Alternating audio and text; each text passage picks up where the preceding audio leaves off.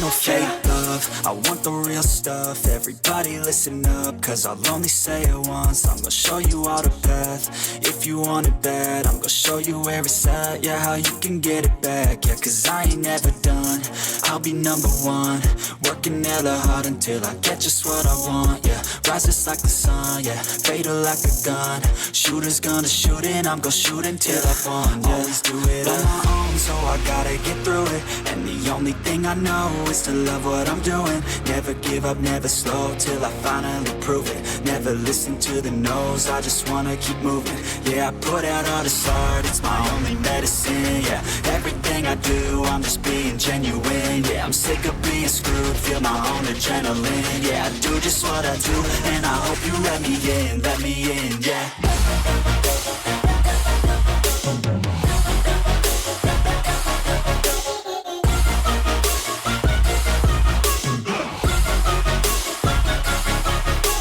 Oh yeah, able, oh yeah, I'm stable, oh yeah, no label, oh yeah, you know me, I have only a path, I'm lonely, but damn, I'm going to win, yeah.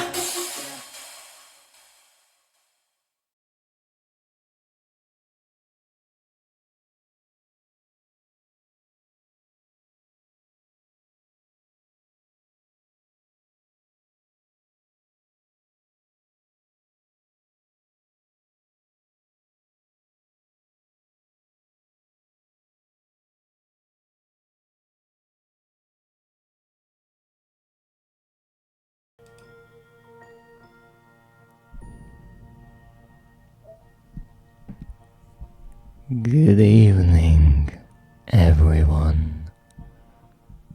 I am the Dreadist, and welcome to my humble abode, the shop of all horror and dread.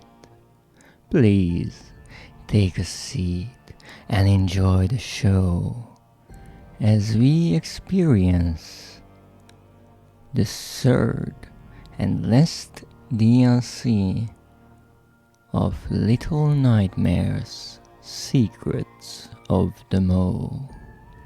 Let's see how the tale of the runaway kid ends. But first, let me get my controller, of course, and see how we are doing when it comes to this game. So,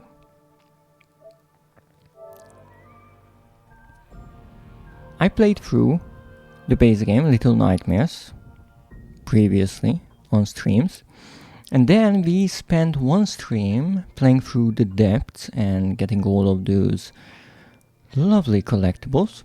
Then we played through the hideaway, and that took me 2 streams to actually get all those pesky collectibles.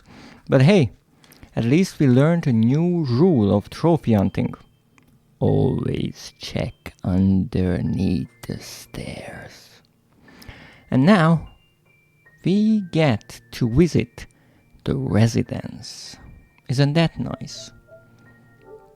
So, as a quick recap, in this expansion pass, we play as the runaway kid. In the first DLC, The Depths, we escape, let's call it, from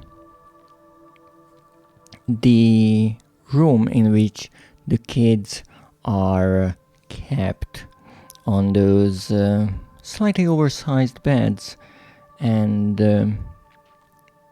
being overseen by the janitor. It is actually an area that we also get to visit during the base game as 6, as the base game and the expansion pass are intertwined with their stories, something I greatly appreciate. Now, first we follow a mysterious girl and By doing that, we slide down a long tube and find ourselves in the depths of the mole, an area that is mostly submerged in water. Unfortunately, as it seems, the girl meets her end by the hands or mouths of the leeches that made their home in those watery areas. However, we get to collect her flashlight, a tool that will prove to be rather useful throughout our adventure. Now, in these submerged rooms, we find that there is a character, a rather old lady called the Granny, living, and she wants to catch us and probably eat us. But what we know for sure is she desires to pull us beneath the surface of the waves. Though narrowly, we escape her, and actually, much like how in, let's say for example, in the second game, we possibly end the hunter's life, here the runaway kid actually kills the Granny. Quite interesting, because now that I think about it, 6 doesn't necessarily kill her enemies in this first game. You see, yes, the janitor, well, she disarms him, but after that, the chefs remain unharmed. The guests mostly fall to their doom because of their own gluttony, and maybe the lady is the one who actually gets murdered, and then many guests due to 6's newfound powers. But all in all, no one gets as violent of an ending, perhaps, than the Granny, who is shocked and electrocuted after the runaway kid pushes a TV into the waters. Now, after he escapes that area, he ascends a long flight of... No, it's not stairs, my bad. A ladder, and finds himself in a new area, that being the second DLC, the Hideaway. This is kind of the part of the mall that houses its engine and many furnaces that keeps it moving. Now, this is an interesting chapter, because even though, as we get to see, the janitor roams this area as well, it's rather calm, other than a few short sequences when we have to hide. Most of the Hideaway is a rather nice place, mostly used by the gnomes, as the name and the title suggest, their hideaway. Now they work on fueling the engine and the furnaces with the coal that is scattered all around this place, and the reason why pretty much every surface is coated in a thick layer of coal dust. Now, it is not fully explained why the gnomes work, why it is good for them to do such. Maybe they just want to be productive, or they don't necessarily think about the consequences of their actions. They just want some warmth, so they fuel the furnaces and thus provide themselves with some warmth and light, and down the line that actually moves the mow. Or perhaps there is a sort of symbiotic relationship between the gnomes and the other inhabitants of the mow, and they are left alone for their work. Now that is rather interesting, because now that I think about it, the gnomes are not threatened by any of the inhabitants, any of the enemies, as we would call them in the game. We see the chef just walking by them in certain areas, or perhaps chefs would be a more accurate wording. The janitor at one point in an elevator gets startled by them and follows them, but I think that is more because of the noise they make, and as we know, the janitor can see and relies mostly on his hearing. Now, I do not say, and would not dare to say, that the guests don't eat or wouldn't eat the gnomes, because they just eat anything, as we know. But I think the gnomes are clever enough to stay away from them.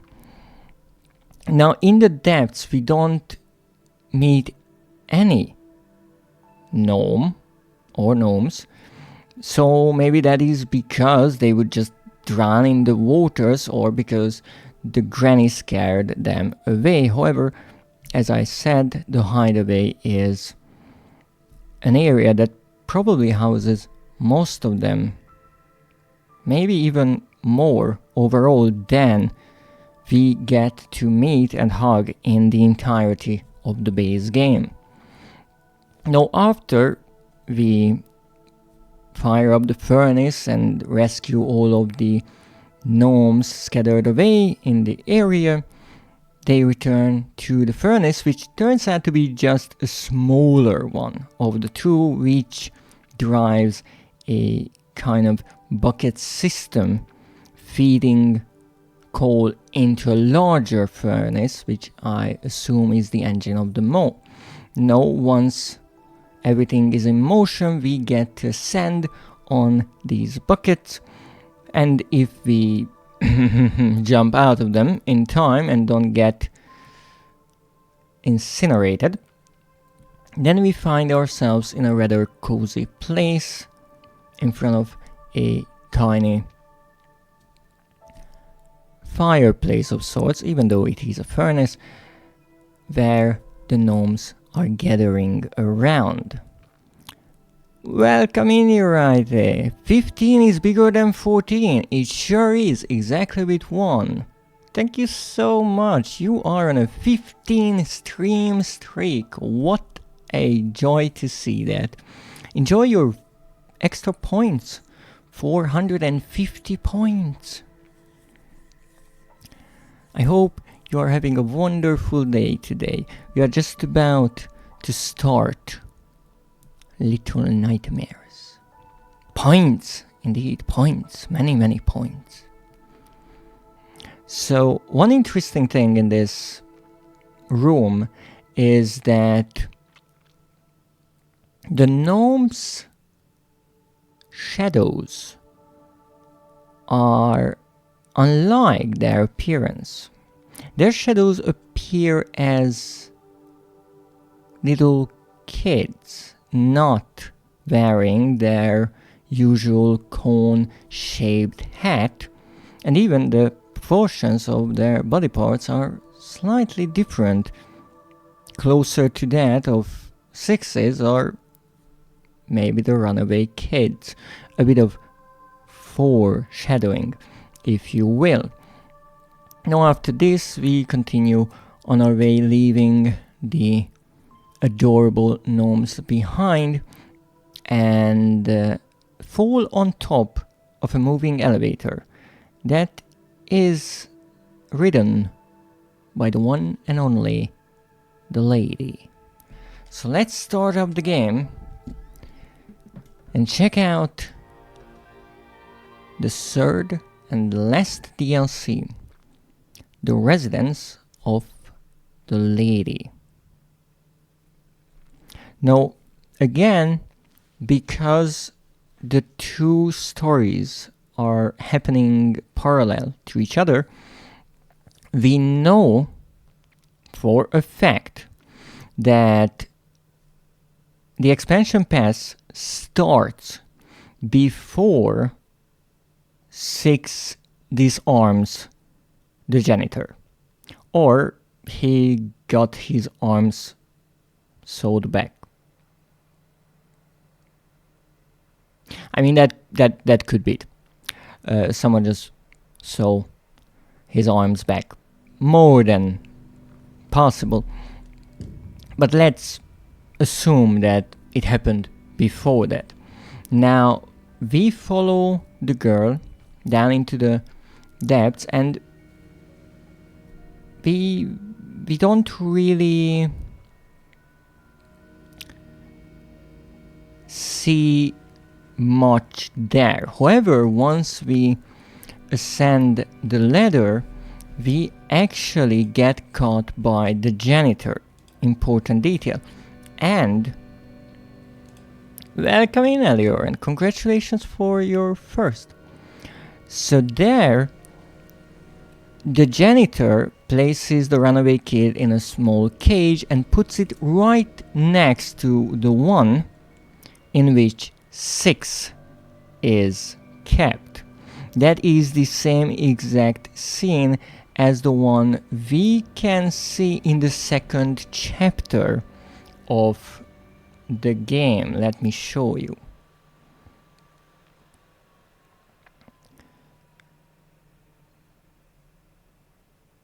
How are you, Elior? You joined my stream 54 times. Thank you.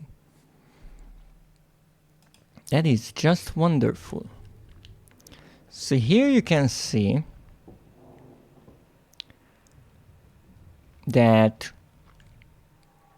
the first DLC chapter, I would say, starts somewhere during the second one of the base game, since that is when we see the janitor work, and then we get captured right around the same time as 6. No, 6 gets captured because she gets hungry and walks into a cage with a piece of meat, I do believe.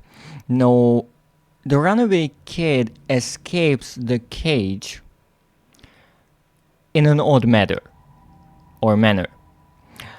That is, with 6, she awakens and rocks the cage back and forth, and it falls down from the top of another cage. It opens and she's out. No, the runaway kid is not as lucky.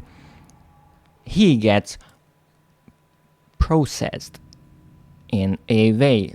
That means that we see the janitor drag his cage away, and in a scene which we don't get to witness, he's wrapped up in some cloth and sent on his way to the kitchen on a hook, but he can escape from this makeshift cocoon and falls down onto a pile of coal.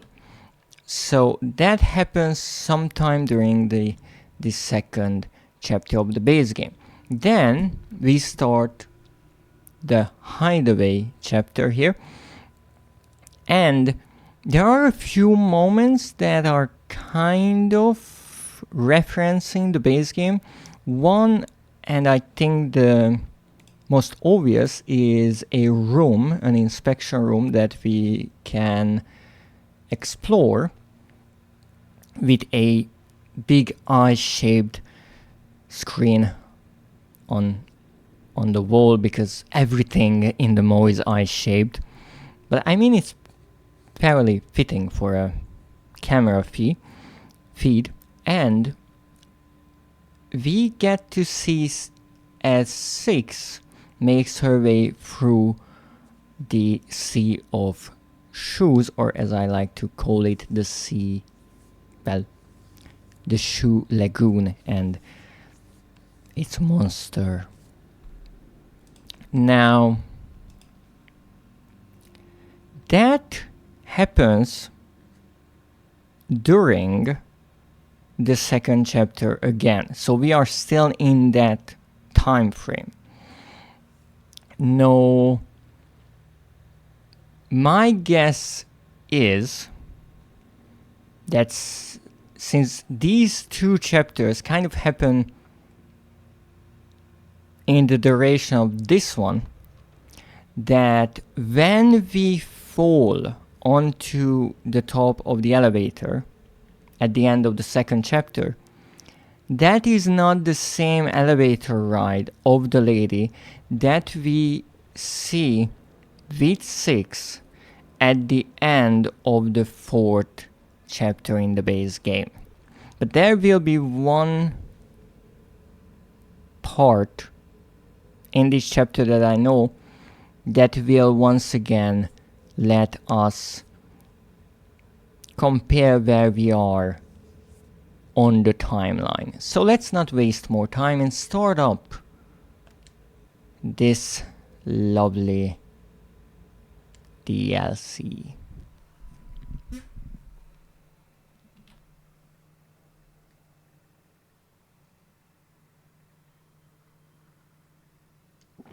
What perfect timing. Thank you, Elior.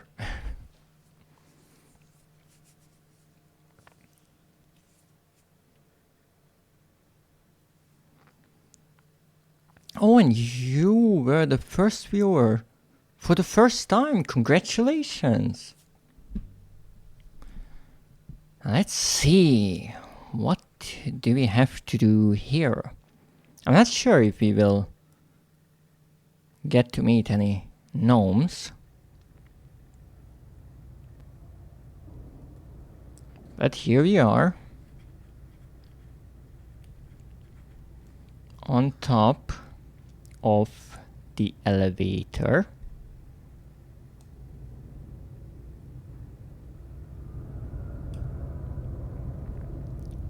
Which seems to be empty. Not sure if there is something up there, but this wall looks positively climbable, whereas there is a hole there. However, I don't really think I could jump across. Oops. My depth perception in this game is still terrible, before anyone asks. I can't go any further up.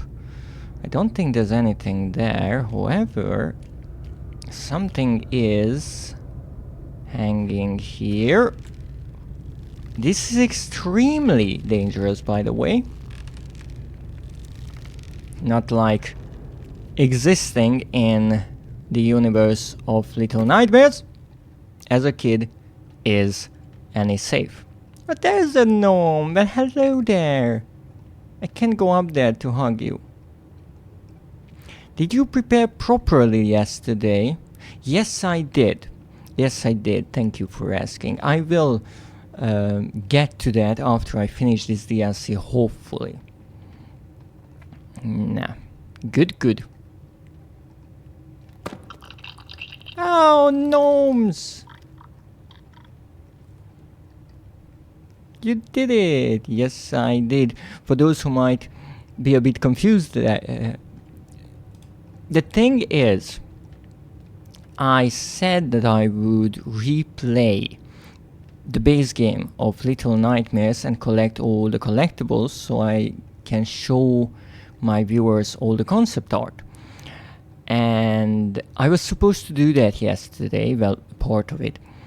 I got through around half of the game on Tuesday, but Urite was streaming, and so I kept watching him play Yakuza 3. But I learned to multitask and do both at the same time. That's nice. Thank you. A bit of a head massage. Now, let's follow those gnomes and actually... Oh, great. We still have our flashlight. You will just stay there? And how did you even get there? I would say jump and I will try to catch you, but... As I mentioned, my depth perception is absolutely horrible in this game. No, the gnomes went this way. But there is nothing that way. I mean, there's literally nothing there. What's that? It's a doll. And there are some tiny footprints here, I think. Yeah, there is something there. But there is nowhere to go. That is mighty odd. Up. Oops. Sorry. I guess there's only one way to go, and that is down. I'm sorry, books. Ooh, those are some really dusty books. Well, it's time to look around. Well, there's a doorway here. And plenty of books here. What a cozy little place. I mean, it's a bit...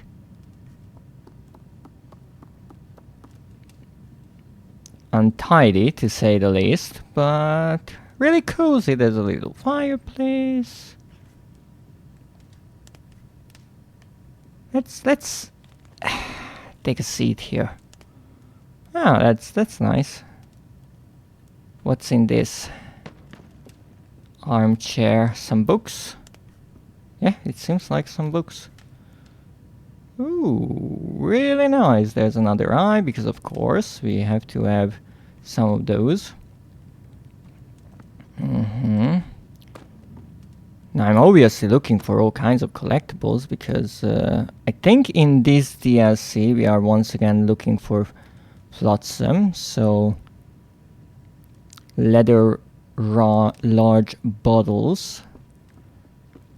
And one place where we could maybe go to is up here. Well, that made perfect sense. Right. I can't go up. I'm not sure what that is. It looks suspicious because it's not a box or a book. It is a box instead.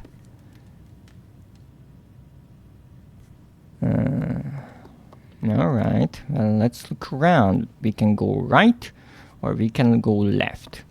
Well, as we learned from Limbo, always go left. Oh, that's a pretty painting of a pretty lady.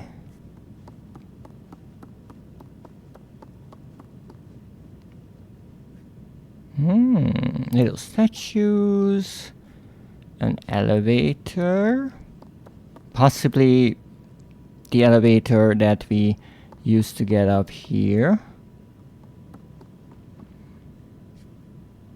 What is that book there? It's almost like there's a face on it. It's weird. Another painting. I'm assuming of the lady.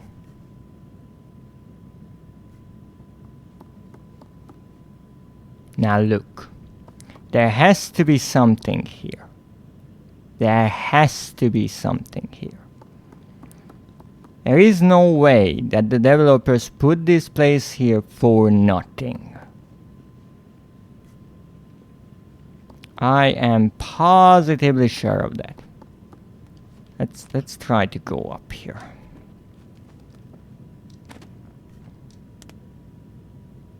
Can I do something with this painting maybe? What's happening? It's okay. I just got caught up in some books. That happens. Okay, let's go up here maybe. No, I can't do anything here. Can I climb up? I can't climb. Sorry.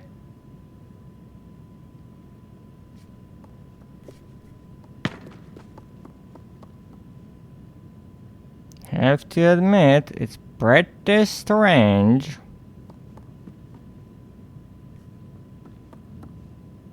But I can't seem to find anything. Can I move these maybe? No, I can't.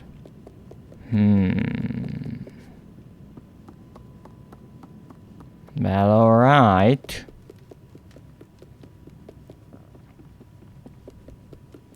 Let's see what we have this way. More books.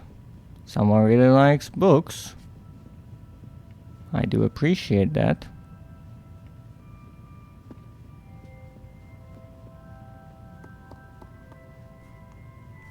I feel this song is beckoning me, but I should probably check the rooms first. Sorry. What's this way? But would you look at that? That is a really narrow door. Okay, maybe this door. Is that even the door or the wall? Nah. Okay. But I'm pretty sure the guests never get to visit these rooms, since, let's be honest, they wouldn't fit in the doors.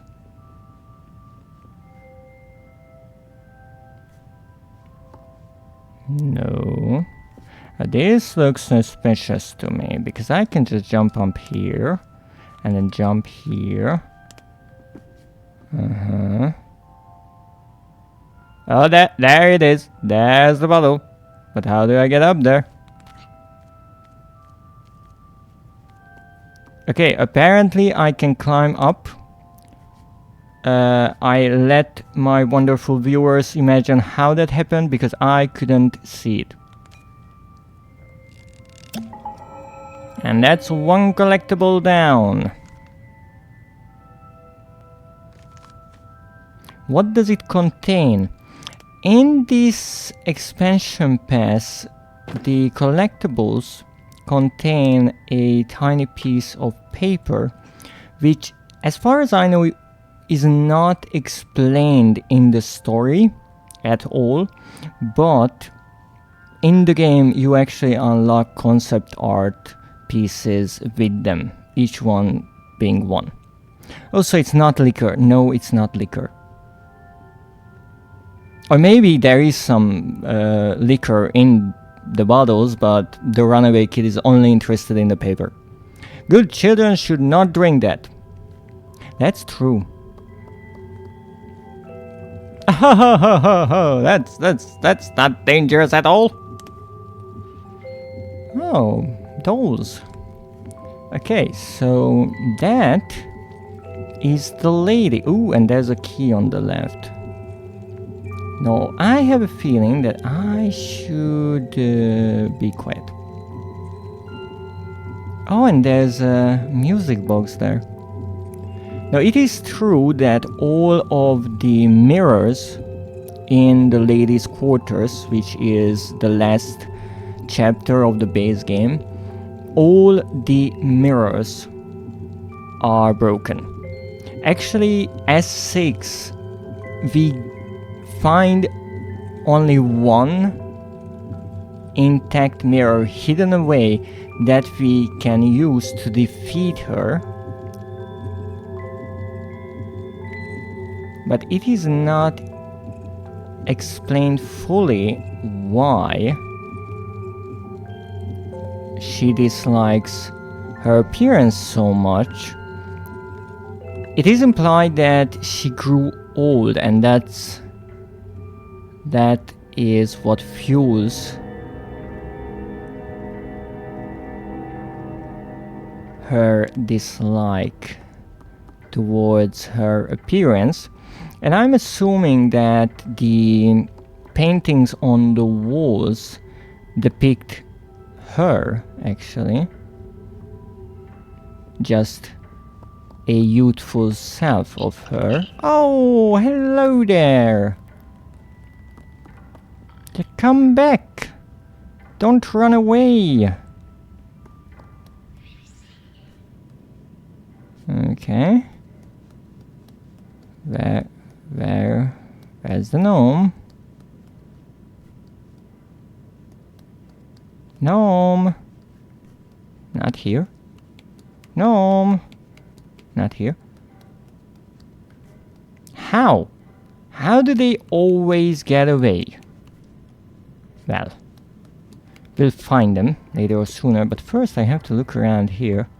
Now that is a rather brilliant globe. I'm not sure if it's accurate to the world here, but it's a really nice carving. Oh goodness. I mean, they could have hid something here. But good luck seeing it. Ouch, that was the lamp. Oh, there are some paintings there, and there's a child up top. And I think the two chefs. Yeah, the two chefs.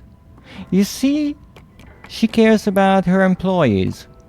Or at least it kind of looks like that they are employees. Maybe they are not. Maybe it's just a big happy family. What's that in the back? Is that a book, just its cover and not its spine? Yeah, seems like that. Now I can climb up here, I think.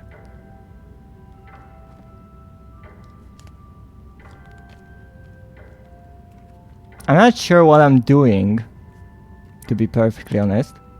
Ooh, would you look at that? I want to jump up there. Don't tell me that I can... Come on! Wait, did I just jump through the books? Wait, there's a hole here? Congratulations to me! I jumped into a hole, it appears. I'm not sure how I did that. This place must be here for a reason, right? Right? I mean, I can get up here, so there might as well be a reason. Not that I'm seeing one. So I can jump up here and then... Okay, I can jump across. But there's nothing here. And if I jump into this hole, then I can go around, or I can crouch down and I can actually move? No, I can't. Okay, that's interesting. Not sure what the reason behind that is. Oh, would you look at that? You can turn on and off the lamps. Lovely. You see, those are the little details that I love. I saw the hanging switch and I just thought, what if I pull that? Would anything happen? Yes. Yes, something would happen. And actually that begs the question, why is this glowing? Why are you glowing? It's rotating! Oh no! Oh no! I'm really not sure what I'm doing. Oh? Am I supposed to do something here, or I'm just messing with the world now? Haha. I'm on top of the world! Literally. Ha ha ha ha! Fear me, mortals! Oh. Okay, I'm really not sure what's the point of this, but... You know, sometimes you don't need things to have a point. They are just fun. And once again, I'm in this corner, much like in the other corner, with no rhyme or reason.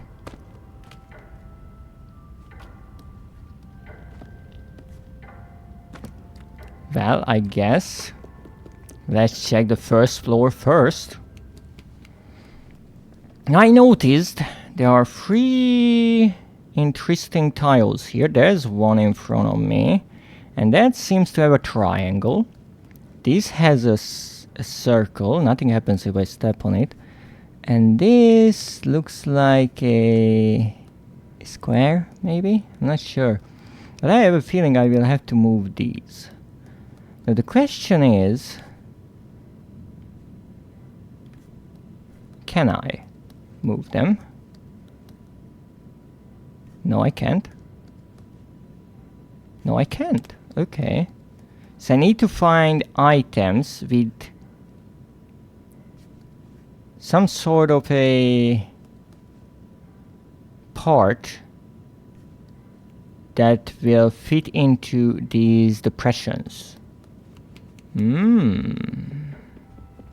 Interesting, I have to say. Interesting.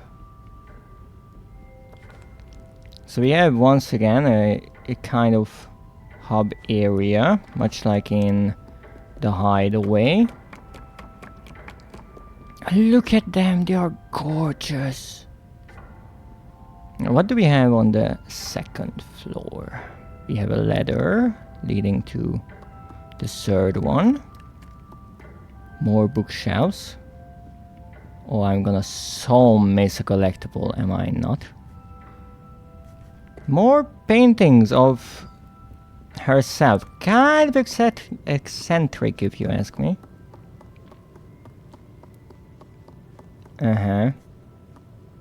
You know, this looks way too easy.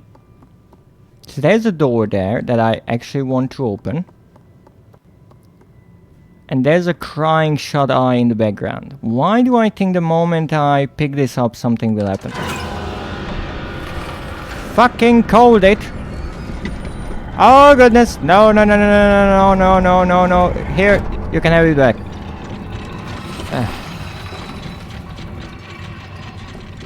Sorry, it's kind of facing the wrong direction, but okay. I think I will do that later on. It's not that important. I mean, we need 3 of them. I guess that's one. Why is the railing missing here? That's really dangerous.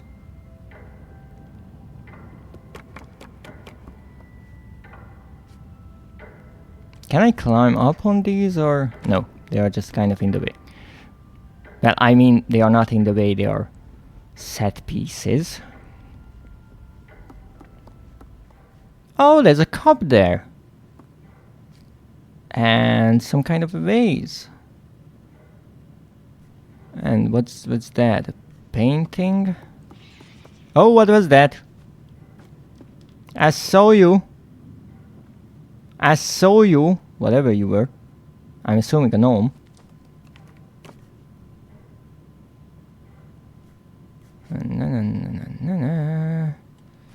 I can't see anything special.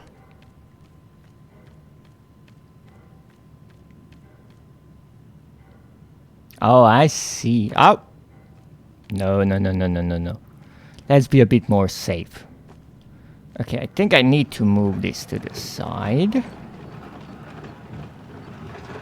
Like so. Brilliant. Let's look around here, because sometimes those pesky developers can hide things in the foreground. Oh, wait, this place is much bigger.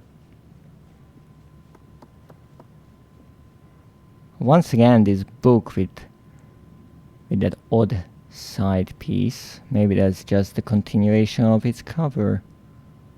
I don't see any bottles. But then again, this place is rather big. Ooh, that's interesting. You see, the side of that book, or rather the sides of those books, show a kind of spiral shape. And there's an eye carved into the bottom of that bookcase. And this seems like it has a wheel. And this book has a spiral shape too. Let me get this and put it where it should be. Something happened. I know that for a fact. That looks like a bottle, but not the kind of bottle I'm looking for. Okay, so what do I have to do next? But there's some marks here, so maybe I have to pull this or push it. Good questions. Questions we have many. Answers, not so much. What was that? Wait a moment. This has a triangle on it. That is a triangle. That seems to be missing a piece as well. And this is that face shape, or maybe a heart. So we are looking for multiple pieces here. How does this book look like from the side? Well, thank you, kiddo. That will help me greatly. I'm not sure. Does this go here? No, I don't think so. No. Dreadist, welcome in, Lily.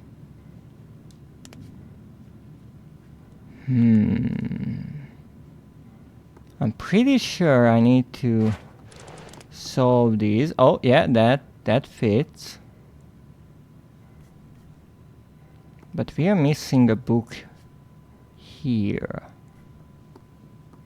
And I'm assuming all of these puzzle series are on the first shelf, so I can reach them.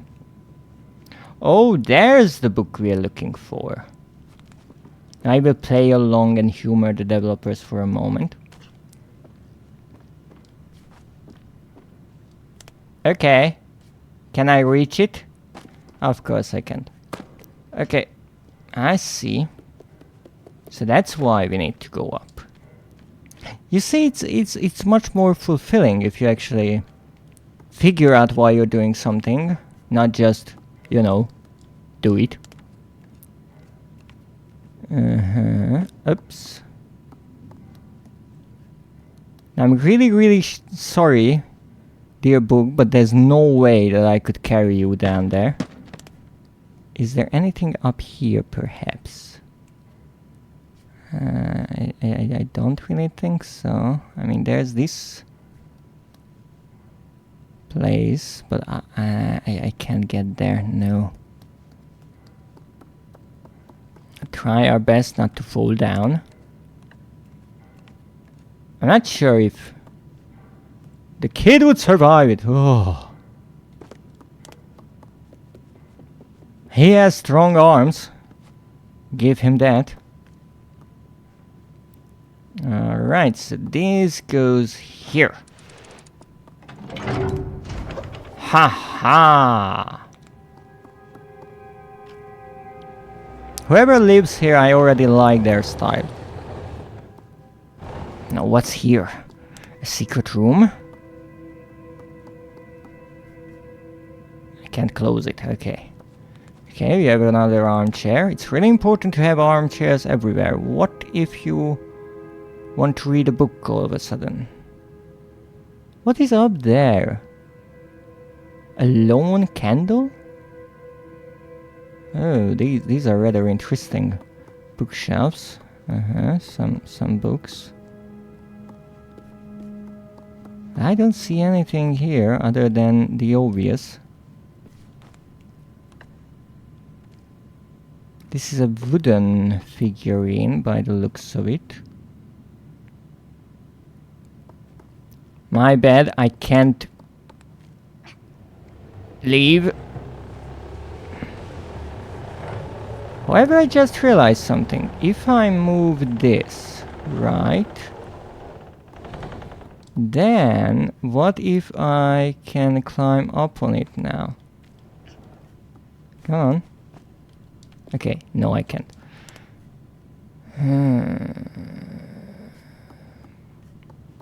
I feel like it would be logical if one collectible was placed in each room. No, that is something else. That's like a cube. But so far, I'm not seeing any collectibles.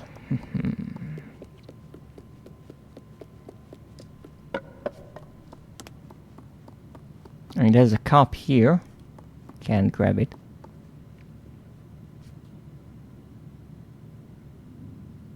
There's a case there. Rather nice. And nothing else.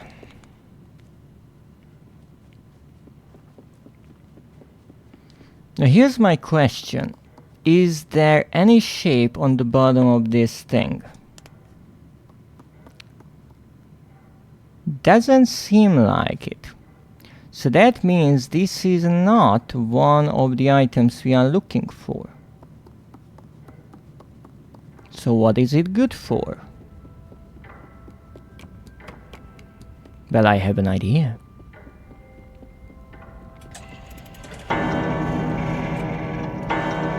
The time is running out, we better hurry. We are going to do the old Indiana Jones trick. So let's get this ready. Also, I'm curious if that door opens like ever. Okay. Door is still closed. Don't worry, I have everything under control. Ha ha! Door is still closed. Now I want to do one thing, and that is to place it correctly.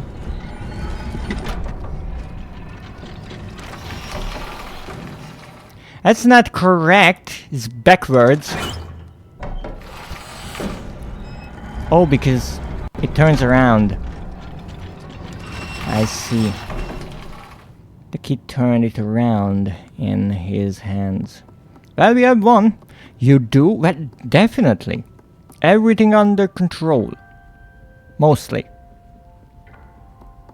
I think. I mean, we have one of the figurines. That's pretty good. I just have to figure out where it goes. Goodness. That kind of seems like a square to me, so I will assume it goes here. Oh, look at that! I did a thing! Come on. Let me up. Okay, no. I'm not sure why that is broken, however. I have nothing to do with that before anyone asks. Well, I guess we did one thing, so let's get to the next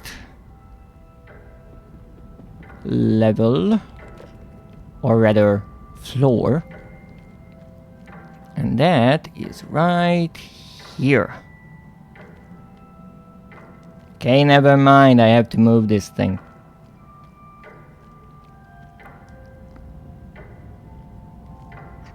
Come on, come on, come on. Don't be so difficult to work with. Why is the mouse swaying the wrong way? Always. It's never in the right position. Nah, let's see what we have here. Well, we have a lever. A door with a lock on it. Classic. More eyes. Because we can never have enough eyes. We have this contraption. Not sure what that is. Books. More books. I really feel like that there is a collectible here somewhere. I mean, it just kind of looks like one of those places where a collectible would be hidden.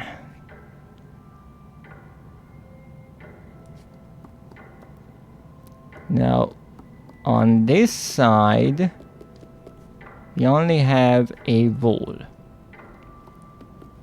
On this side, however, we have this. What is this? Oh! So that is why the railing was missing here. So I will need to bring something up or take something down here. Fascinating. Well, I guess we do what we always do.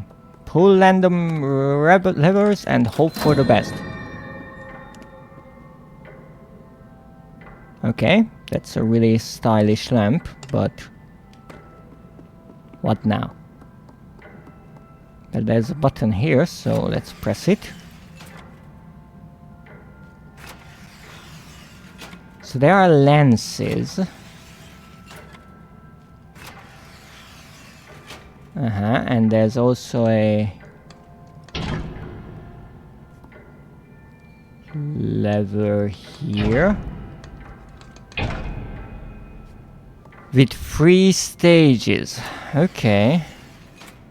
So one turns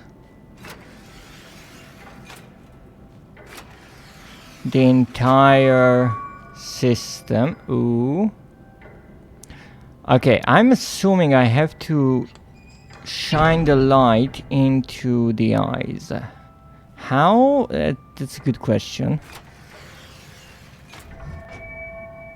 And when we do it, the eyes close. How nice. Okay. Where's the third lens? Eyes closed. Yeah, that's what I'm trying to achieve here. I'm missing a lens. Oh, there it is.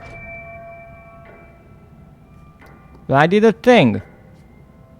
I have absolutely no clue how, but I did a thing.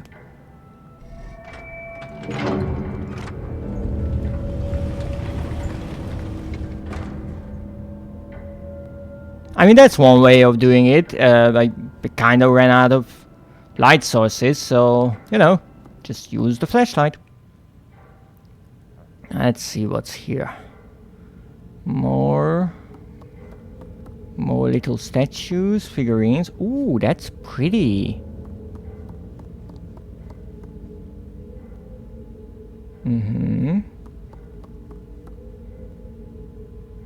That's kind of missing its head, but nothing a bit of glue can't fix, right? Now what's that is a good question. That's an interesting one.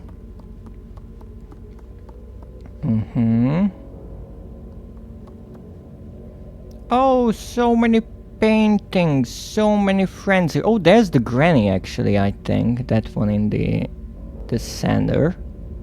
There's a chef above.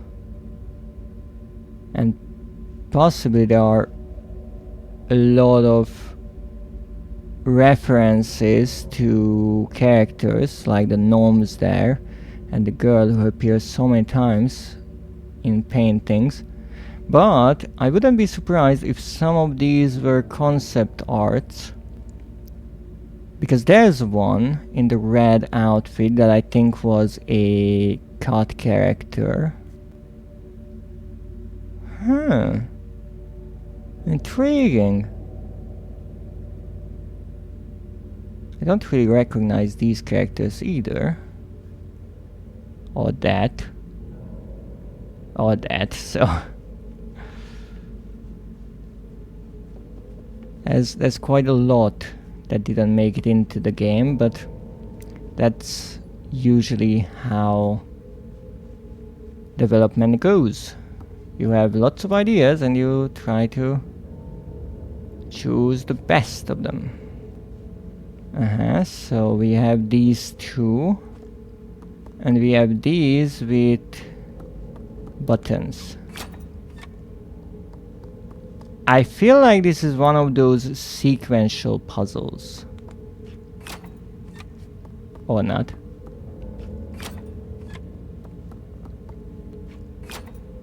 No, apparently I just have to turn on all the lights. Okay, apparently no. That looks a lot like the teacher from Little Nightmares 2, which is interesting. I didn't know she was a planned character for the first one.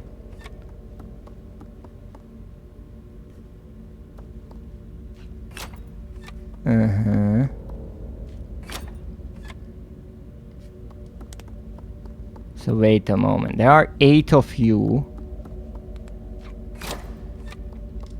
And I can only turn on 4. So there should be some sort of a logic to this, I think. I just don't know what. But we'll figure it out. So maybe I have to choose the ones that are also present here.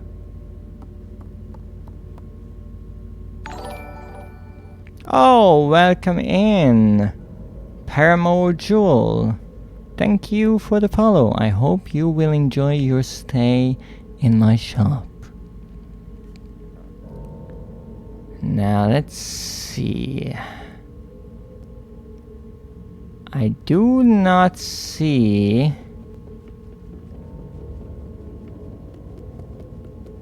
the teacher anywhere, so I don't think the teacher is here. Okay, that's a unique face right there.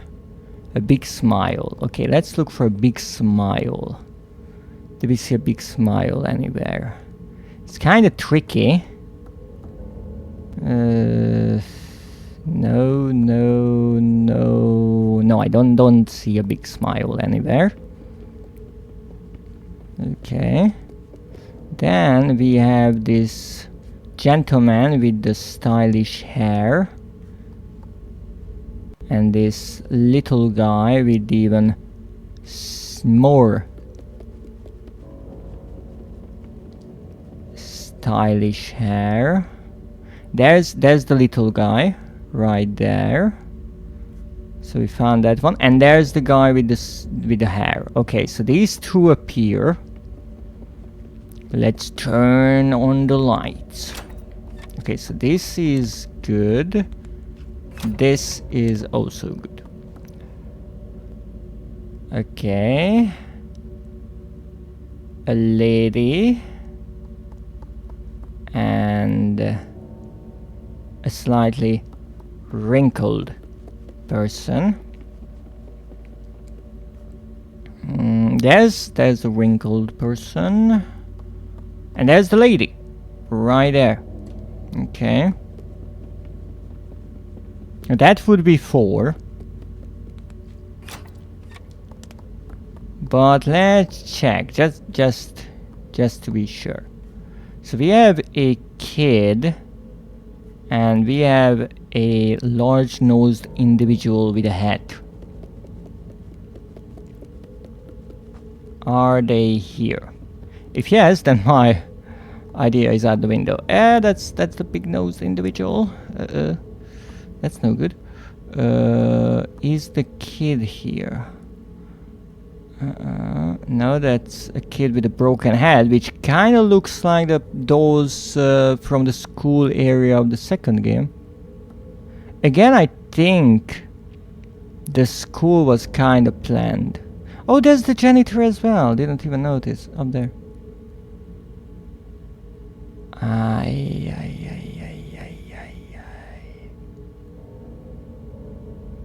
I don't see that kid.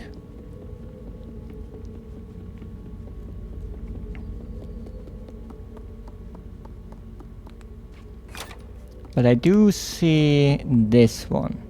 No, wait. Maybe I can choose 5. Because I chose 4 when I tried. And when I pressed the 5th button, it turned off all of the lights. Maybe because the combination was wrong.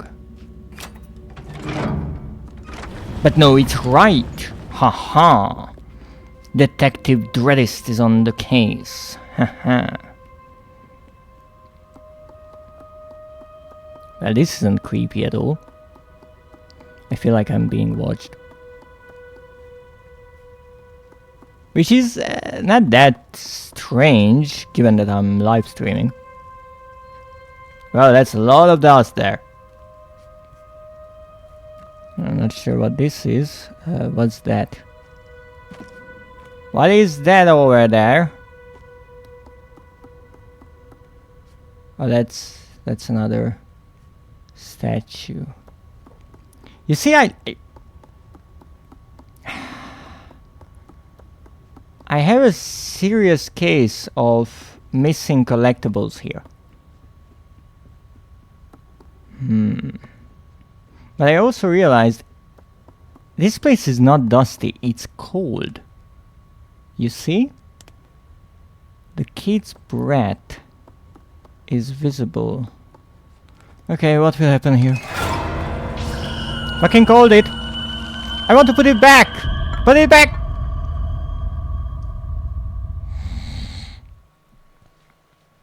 Okay. Okay.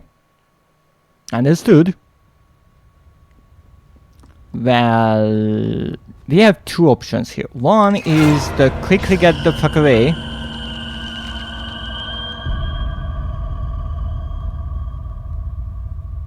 I don't think that will work. Okay, so what can we do? Good question. I mean, I could hide behind this thing, right? Let's try. Ha. Oh shit. Aha! That's it. Okay, let's try to throw this.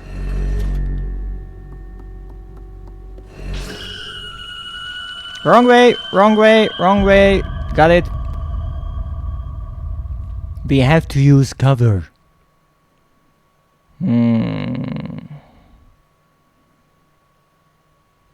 It's a clever idea. Have to admit, it's a clever idea.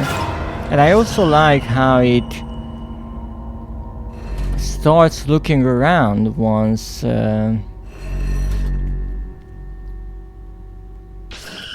we start hiding. As if it's thinking it lost us.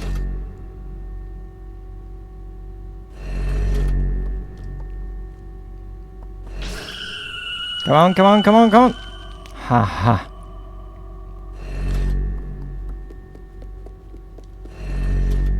Take that!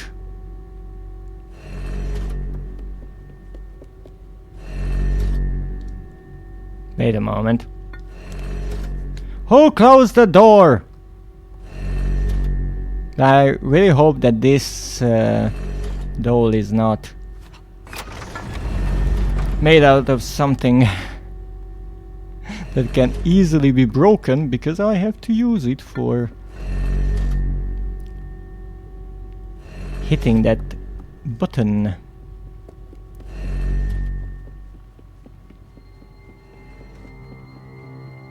Well, well, well, we got through here.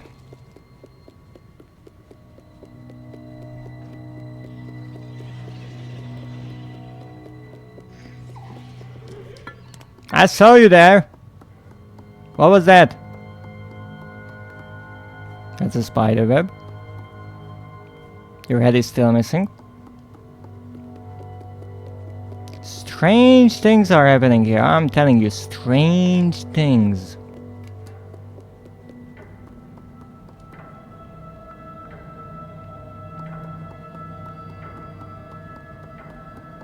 You know what? I won't throw you down. I will use this elevator instead. I still don't have the key though. Oh! Ouch! My neck!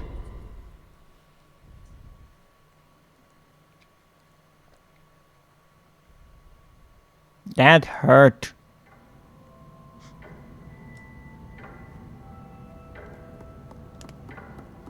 Okay, let's try to do that again without breaking every bone in my body. Great.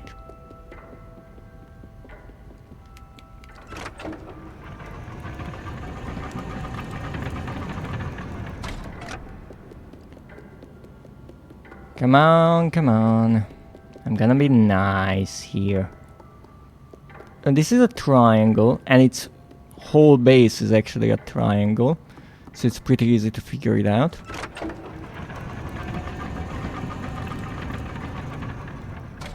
There you go. Much nicer than throwing you down, isn't it? Who turned on the lights?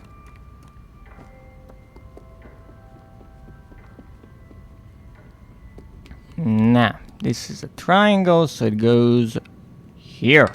I want to go up. I can't. Okay, so now we're only missing a circle. Now that's lovely and all. Excuse me?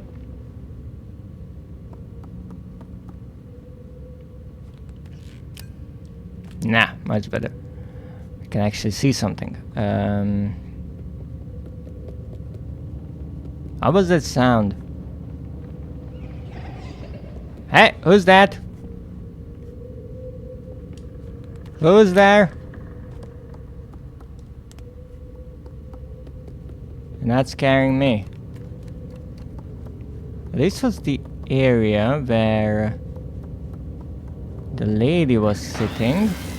Oh. Sorry. I hope you were an enemy. And I didn't just kill someone innocent.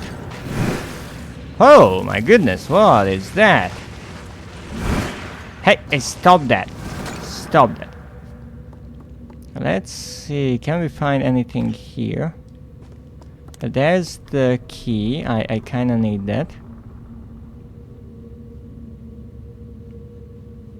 I was hiding when I came through here, but Now it's a safe area, so there could be something. Kiddo, would you please look up? No, no, you don't want to. Why don't you want to look up? Are we in danger, kiddo? Okay, here's the key.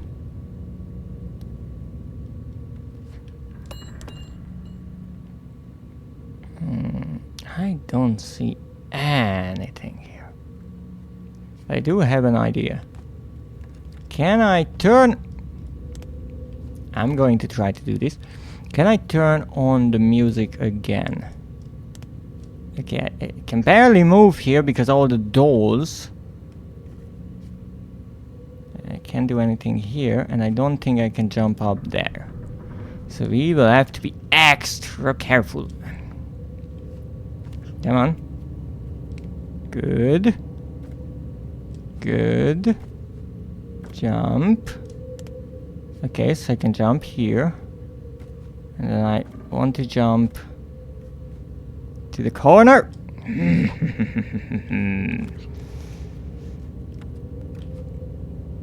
Is there any point to this? Probably not. Can we get the lights on? It's dark. I know, but I can't parkour and climb and have the flashlight on at the same time. Oh, come on, really? Wasn't bad. It wasn't necessarily good either. Oh. Oh, come on.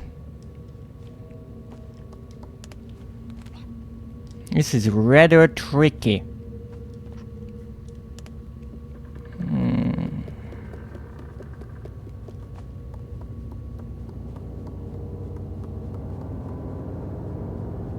Is there any point to coming back here? Because I mean I can. And know everything is in the dark.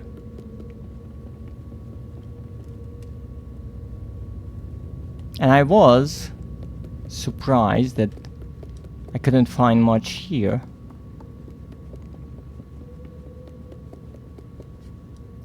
Oh wait, there is that book with the weird face on it, right? And we saw a similar book in the library. I mean, the entire place kind of looks like a library, but the room that looked most like a library. Even though that is on the other end of the area. Okay, I leave the key here for now.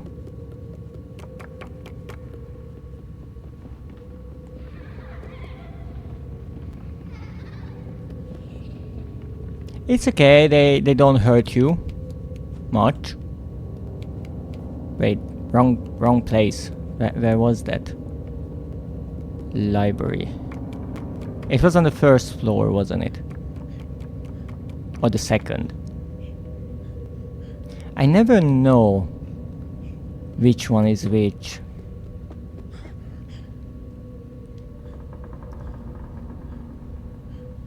I'm not sure what I got caught up on there, but fine. So here it is, the book that I was talking about. And now I will carry this all through the map. Why? Because I'm mad. And thus my ideas are equally insane.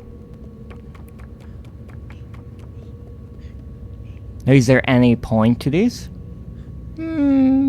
Possibly not. Should you do this when most of the map is shrouded in complete darkness? No. Did I walk into the wall? Maybe.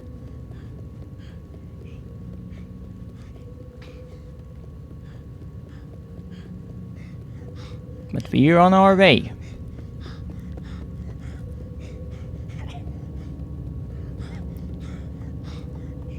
Poor kiddo is in really bad shape.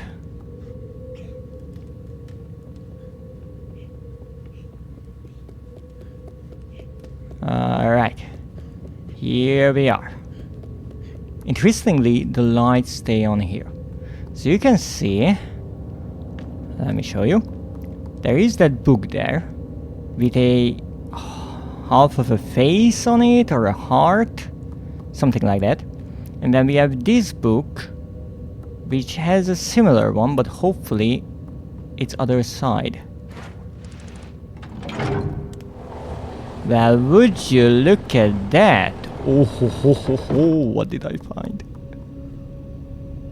Oh,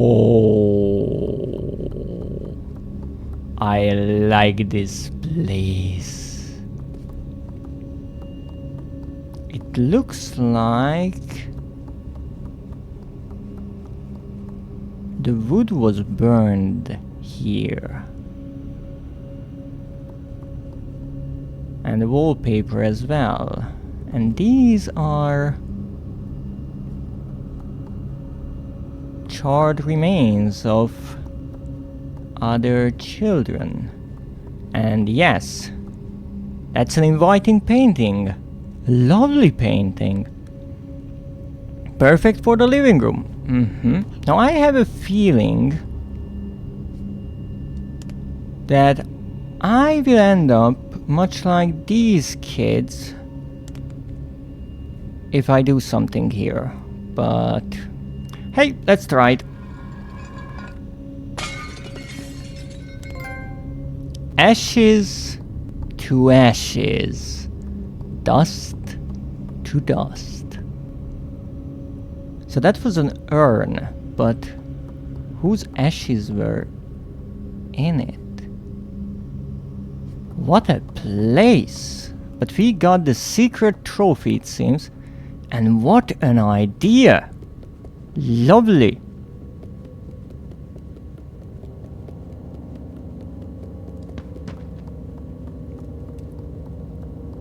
Now we saw an area higher up here, but I couldn't access it. And also, since the kids appeared, I can't look up, which is slightly annoying. I think the idea is that since you have to aim your flashlight at them, your movement is a bit limited now to make it easier for you. And these lights serve as save points, or perhaps as safe spots on the map for the time being. And this is why we have this elevator, because like this we can carry the key, something we couldn't do while climbing up the ladder. Clever. What's here? More darkness. Ah, my favorite. Now, obviously, we have to check if there's anything behind the door, because you know how it is. You never know. It doesn't seem like there's much behind the door. There's something here. That would be mean. I replayed the second DLC twice after the initial playthrough to look for the two missing collectibles, and they were in plain sight underneath stairs. So I can imagine anything at this point, but indeed the collectible is here. And that makes it 2. But I honestly cannot imagine that this entire area that we played through with the puzzles would have no collectibles. But for now, I will just keep on moving. I like the ambient sounds here. Oh, hello there.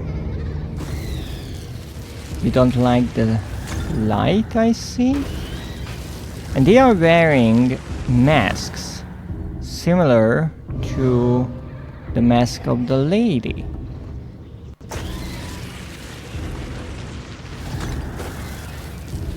Maybe I shouldn't be walking around here so much, but then again,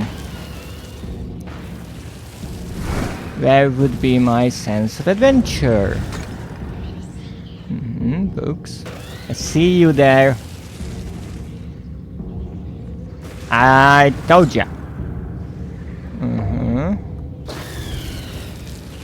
We have a chair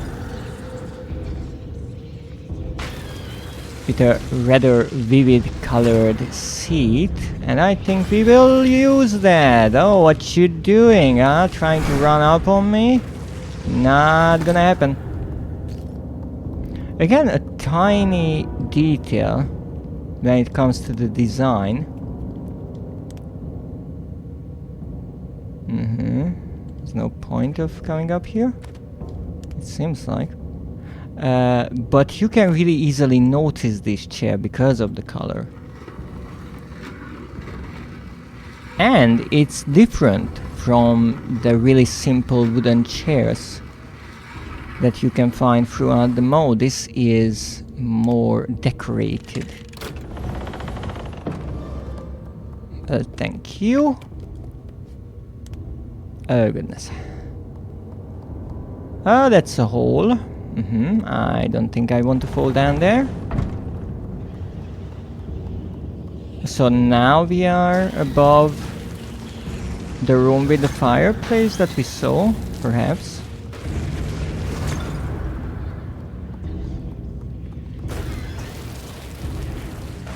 This reminds me of Alan Wake a bit. Oh, there's a hole too.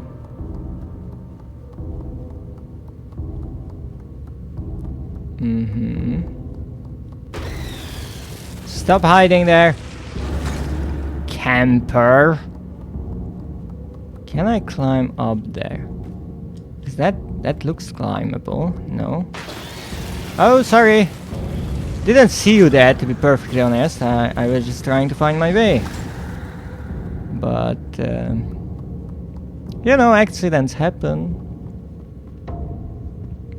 Wow. Look at all these poor books. This is no way to treat your books. What's there? I can't go through here. At least I don't think so.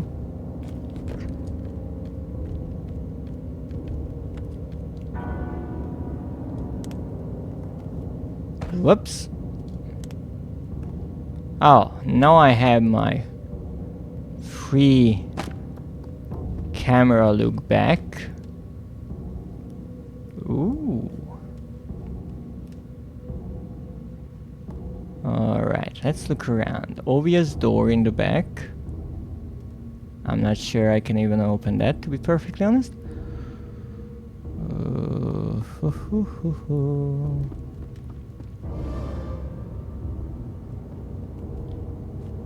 Well, I could go in there. Wasn't much of a point, but I could. Oh, really? You can't climb up onto that? Nah, much better.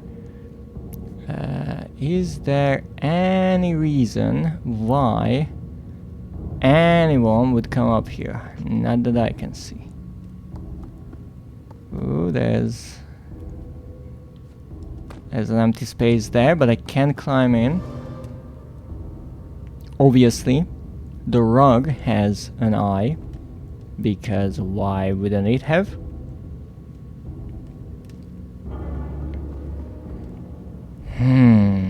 I can't see any collectible here. Not good. Whoops. Because of the complexity of the set pieces, this is not as simple when it comes to gathering those collectibles, but now we are above the fireplace. It's interesting that they placed this book here. I think that was once again so you notice where you have to go. Ouch! I slipped on a book.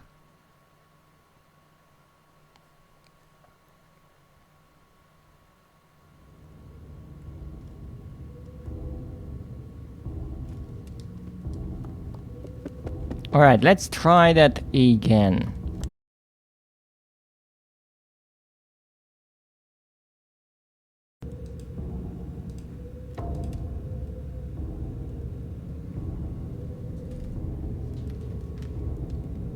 What's happening? Okay, we're back. Great. Don't do that, internet. We are playing little nightmares, not huge nightmares. Like no internet.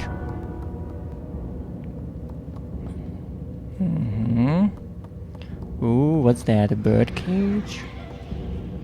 I want to get up there. Stop it!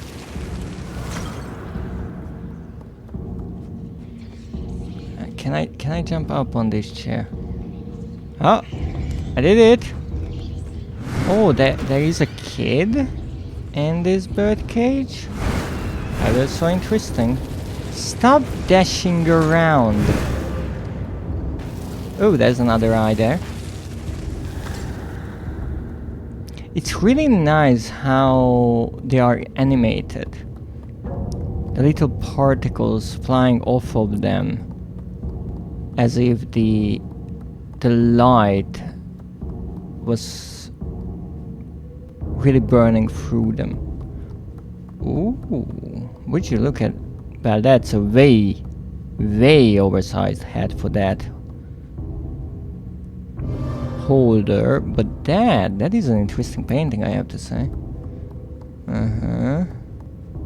Once again, we can't freely look around, but I have a feeling that I have to turn this.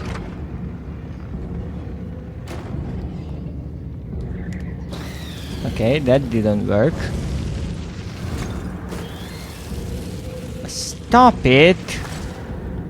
Okay, let's try this again.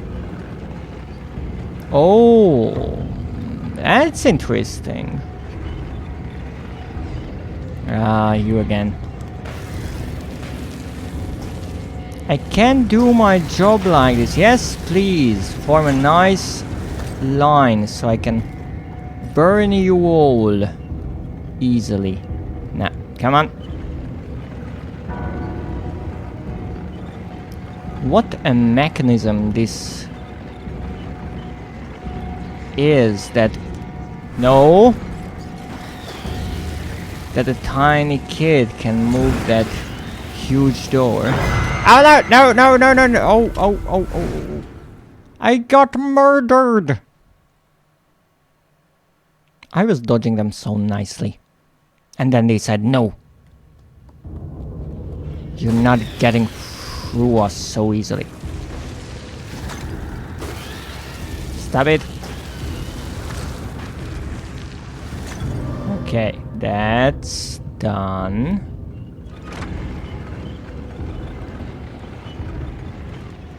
I see you. Most of the time 3 of them appears. I think that was only 2. Come on. Alright, this is getting dangerous. Okay, that's 1 and 2. So maybe if you don't turn the wheel that much, you can minimize their numbers. Uh-oh, that's a lot. That's a lot of them. Uh-oh. That's a lot of them. Ugh. Goodness. Nah, let's turn this. Turn and run. You can get there. Ha! I did it! Nah. Let's see where the heck we are. Why is my controller shaking so badly?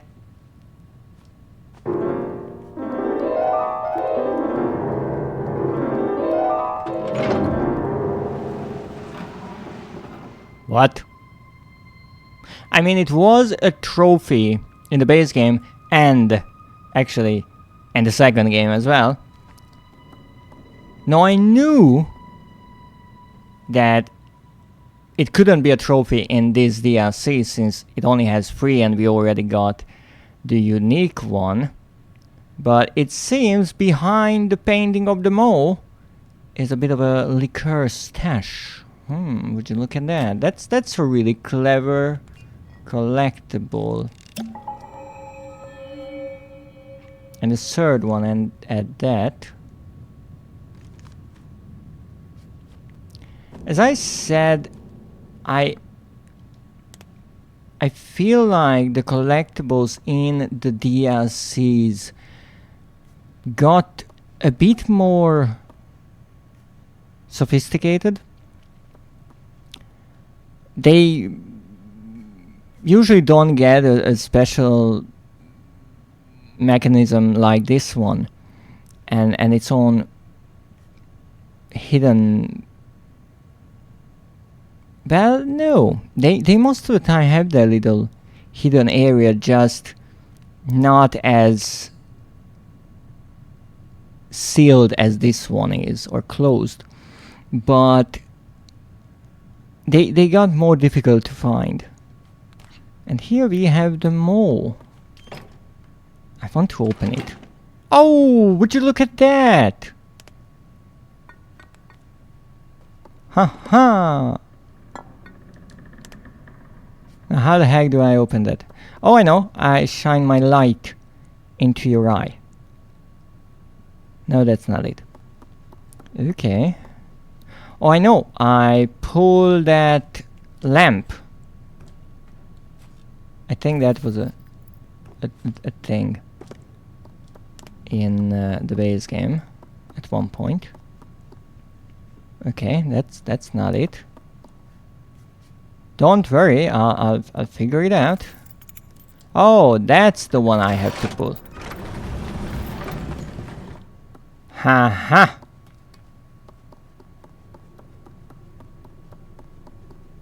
Oh, we came back around. That's brilliant. Such nice level design. Wow. Love it.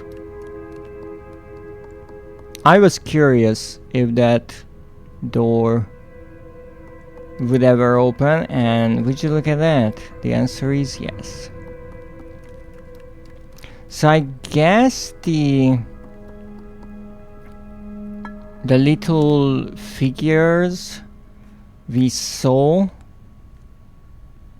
in the library, or the one that we saw there moving between the books, was also a shadow like the ones we were fighting. Alright, so we have all 3 of them. Ha ha! And this is the way the gnomes went. Where are you, little friends? Ouch, ouch, ouch, ouch, ouch. I'm barefoot. That's a lot of broken mirrors. Any collectibles? Someone is breathing really heavily here. Oh. Hello there. Do you have any collectibles stashed away here by any chance? No? Why is my controller shaking so badly? Uh-oh. Oh goodness. You are old. Don't mind me! Oh! Time to run? Are we running? Apparently we are not running. Okay. She got so angry she just disappeared. Good for her. Well, more like good for me, but let's see that box. What is that box? I wanna see that box. Haha. And that was entirely freaking pointless, wasn't it? I know I should be running and all. Look, I have my priorities. Ooh, it's getting cold here again. No, no, no, no, no, oh, ooh, that's no good. That's no good. Okay, which way should I be going? Well, I think I should be going this way. You know, I don't really know why you have so many mannequins. It's kind of excessive. Oh, you put your mask back. That's rather pretty. I have that unlocked. Okay, maybe something here in the back. Don't mind me. Just looking around. Not that I can really see anything. Really, I can't see anything, to be perfectly honest with you. Ouch, that was the wall. Ooh, that's a door. More books. Books and dresses. That's all we have here. Okay, so which... Uh-oh. Okay, so apparently this way is where we have to go and not this... Wait, which way do I have to go now? I'm confused. There are too many options. I can go in exactly 2 directions. That's too many if you ask me. Oh, what's this place? Don't you dare close the door on me. I can't reach the handle. Okay, so what's the point of this area?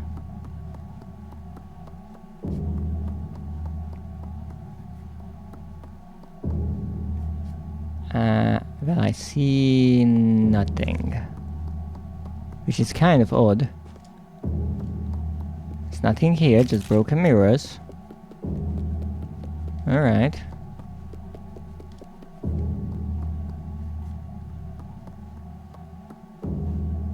I cannot believe there isn't a collectible here, but then again...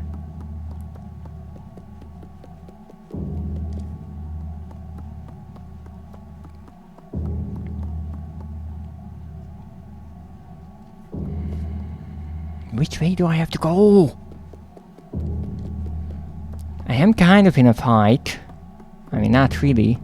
I don't think the lady will much mind my flashlight, and I don't have a mirror on hand. Sorry! That was maybe because of me. Ha ha! Knew it!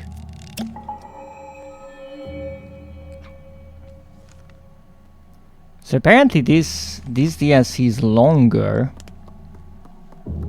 than I thought.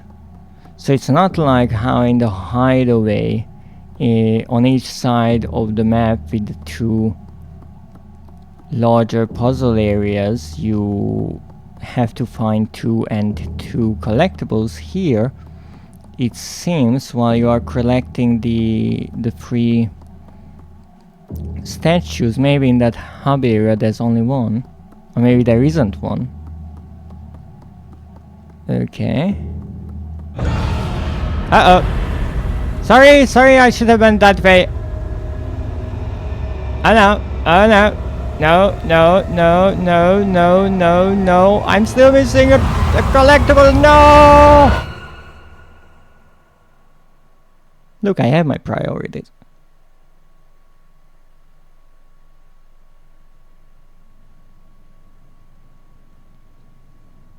But Hmm? Oh my goodness! I'm a gnome!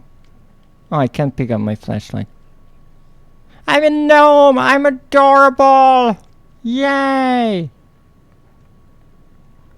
I mean, not yay, I was transformed into a gnome.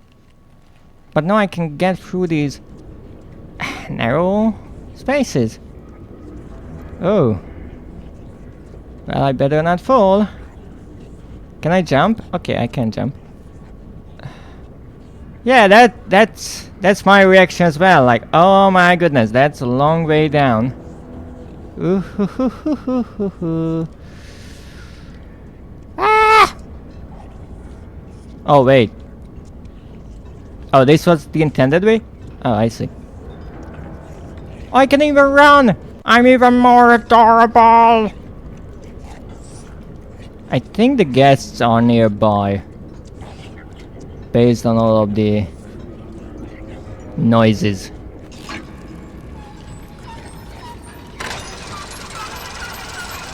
Oh!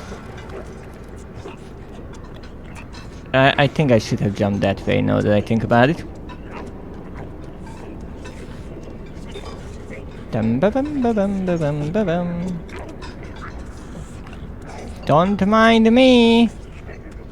Bon appetit. Ow. Where am I? Can't see. There is a bottle there. I don't think I can really go for collectibles anymore. Alright, I'm going. Okay. But if I can pick this up, then I can call the elevator. But it appears I cannot grab items. Oh, look at them sleep. Hello there. Oh, they are really deep in sleep. Okay, let's look around. I mean, again, an area of the mall we haven't seen exactly this room. I do believe it is somewhere around the 4th chapter of the game, as in location.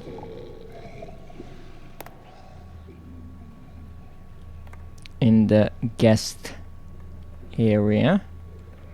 How nice that someone put a table right there. Bum, ba, bum, ba, bum. Yep. Oh, would you look at that? Hello there, friend. I remember this. Oh, where are you running? Where are you running to? Hello there, friend.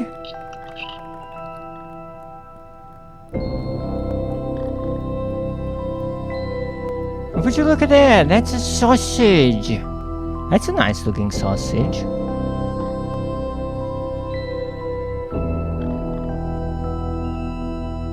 By the way, this is a sort of cutscene. I'm not doing anything. But indeed, a brilliant ending to the expansion pass. We'll meet again, indeed, since this room is featured in the full game. And this is the room in which 6 is offered a sausage by a certain gnome. A gnome that turns out to be the runaway kid. And instead of the sausage, 6 devours the gnome, or at least attacks and kills him.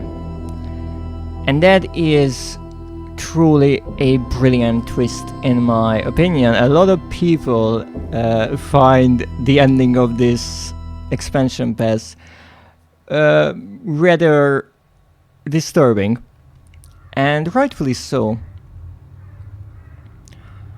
But I find it to be really clever.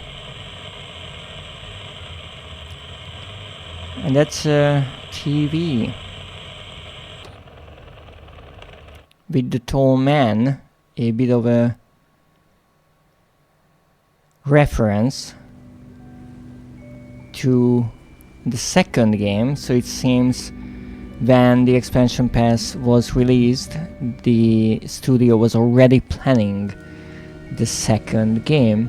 So why I think this expansion pass is so clever is because even though it uses an established location, the mall, it not only introduces new characters like the granny or these shadow children, it also features characters we already know, like the gnomes or the lady or the janitor. It really nicely mixes new and old locations, sometimes entirely new locations like the depths, but at the same time expands on already visited areas like the ladies' quarters or the guests area. And I really find that to be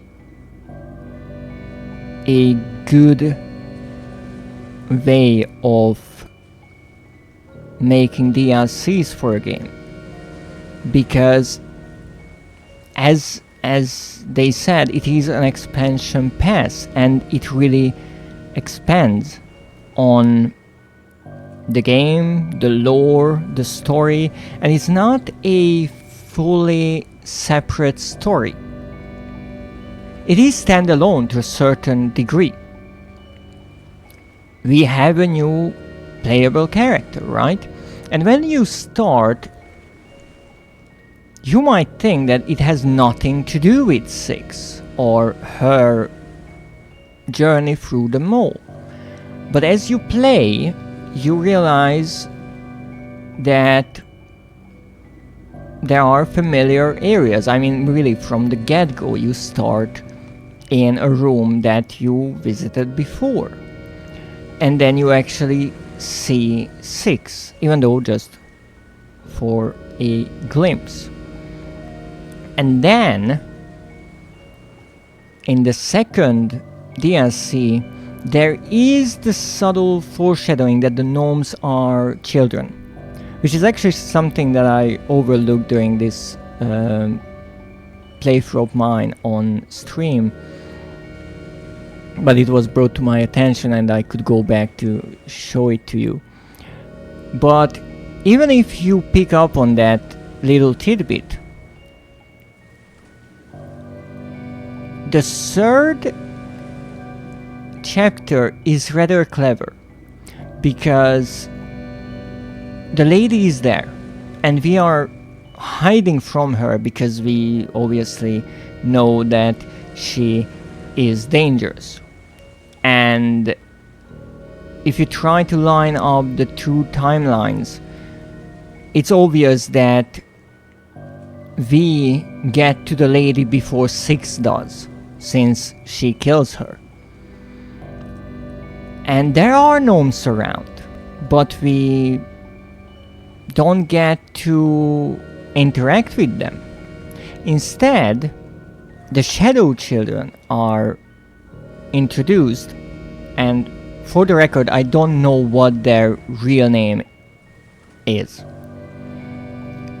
I just call them shadow children because they are, well, they are. And so the player might think that the lady turns children into these shadow children, which would make sense. I mean, in the base game, it is never explained or explored where the gnomes come from. And so far, we only saw the enemies either kill Six, or eat her, or serve her as food for the guests. And kind of the same happens when you are playing with the runaway kid. So you wouldn't be that crazy to assume that the lady kills the children just the same way. Or maybe, since there are these shadows around, she turns them into these masked remnants, and they roam the rooms of her quarters. But then there's the twist. Well, first of all, we get to see the lady's face, which I don't think we did in the base game. There she's always wearing a mask, and I think when Six defeats her, she is laying on the ground, or lying on the ground, with her back turned to us. Now, here we not only get to see her face and get a bit of a lore with that. As everything in Little Nightmares, it's up to interpretation, but it seems that she broke all of the mirrors around her because she grew old, and she seems to be rather obsessed with either beauty or her old appearance, since the entire area is just covered with old paintings of her. And that's really clever visual storytelling. No, it's, again, ambiguous, but Little Nightmares is this kind of game. Nothing is really stated clearly, pretty much ever. We don't even really know what the purpose of the mole is. It seems it's a submarine that welcomes guests, but why or for what reason is, well, a good question, and your guess is probably as good as anyone's. Now, the second thing we learn is that the gnomes are there in the mole because the lady transforms, well, I assume, children into gnomes. Now, that brings up the point that I mentioned before I started, why the gnomes work in the hideaway fueling the furnace. And my guess might still be, well, somewhat valid, about there being some sort of an agreement between, well, the lady and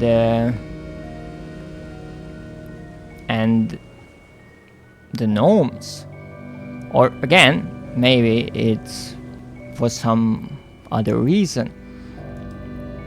But then the big twist of the entire expansion pass, obviously the last scene, because it doesn't end with the lady turning the runaway kid into a gnome, which would be a somewhat obvious ending. That's it. He's a gnome and he will roam the mall forever. But we actually get to control him again. We start walking around, everything is nice as the mall can be. We find some of the fellow gnomes and then we find ourselves in a rather familiar room.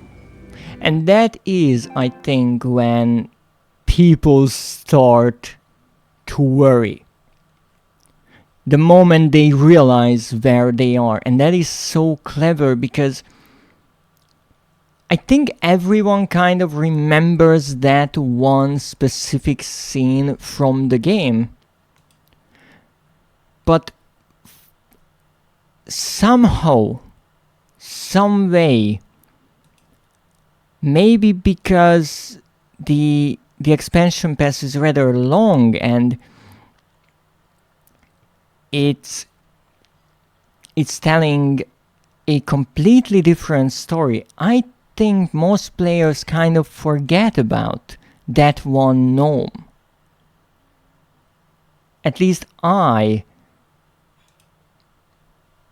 remembered all the ones we got to hug as 6 while I was playing the second DLC, since we are doing the same. And there's also a kind of a jump in time. As I mentioned, we get one more hint about the timelines, and that is the ending. Because the last thing we knew, let me think, was while in the hideaway, we saw 6 make her way through the Shoe Lagoon. Both of those are in the second chapter in their respective campaigns. Now, the end of the third DLC is in the room where 6 will be, I think, towards the end of the 4th chapter. So a bit of time passes there. She actually has to go through the kitchen and most of the guest area to get there. Whereas the runaway kid had to make his way up to the furnace, then onto the elevator and go through this entire chapter. Which begs the question if there is a slight time skip. One could be when the lady transforms the runaway kid into a gnome. We don't know how much time passes before he awakens. The other one could be at the end, because we see as he, in the form of a gnome, approaches the sausage. But 6 is not there yet. However, I don't think that he was standing there for a long time with a sausage in hand waiting for 6. But I have to admit, I don't exactly remember the scene from the base game. I think when we venture in, the gnome is already there, which lines up, but I don't know if he picks it up for us. But here's the thing which I really appreciate. At the end of the expansion pass, they don't show us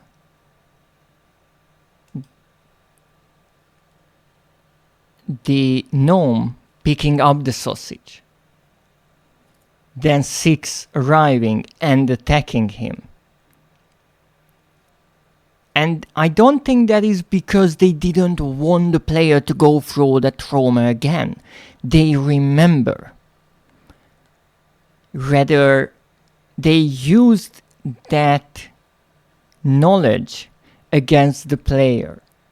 They clearly show that, yes, this is that sausage, this is that room, and 6 will soon arrive, and the runaway kid will die. But they don't show it. And that's really clever, because that makes the player remember that scene.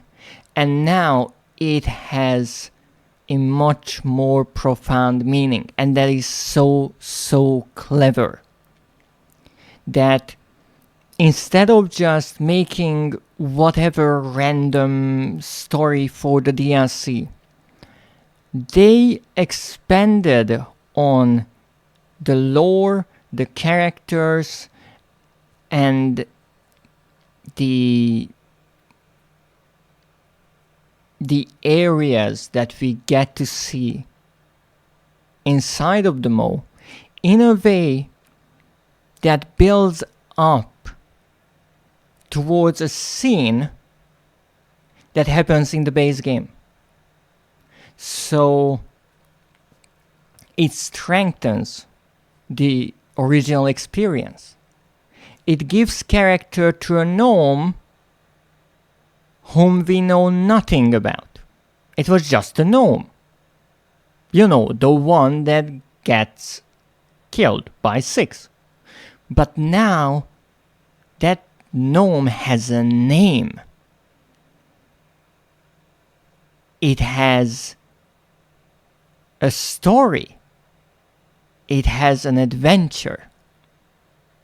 And that's really clever because they didn't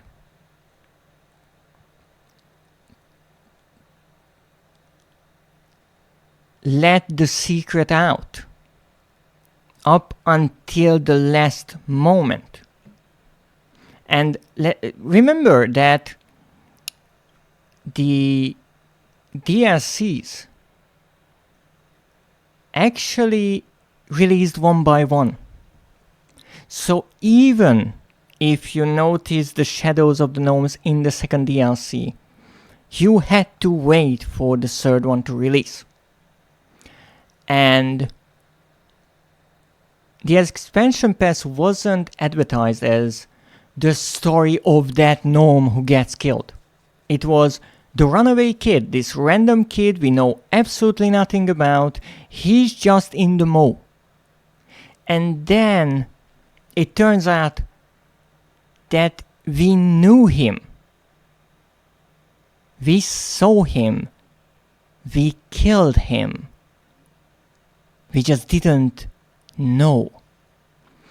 And I find that brilliant because I think that really nicely proves that even characters we don't know, they have their own lives, they have their own stories.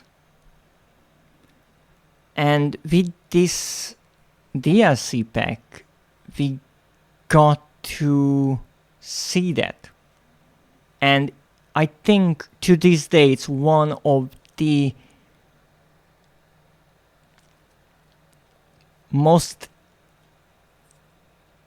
elegant twist in a game DLC pack or story, let's call it. It's really, really clever, and I'm really happy that I got to show you this expansion pass and show you why so many people find it really traumatic. No, I knew the twist from the get-go. I already played this game and the expansion pass. a long time ago, but I hope that I was able to not spoil the ending. Now let's see what we got. And by that, check the trophies.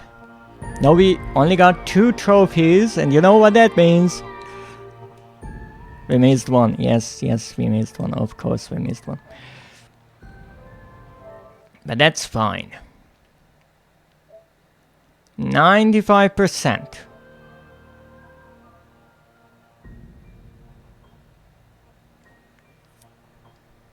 %77% in the residence.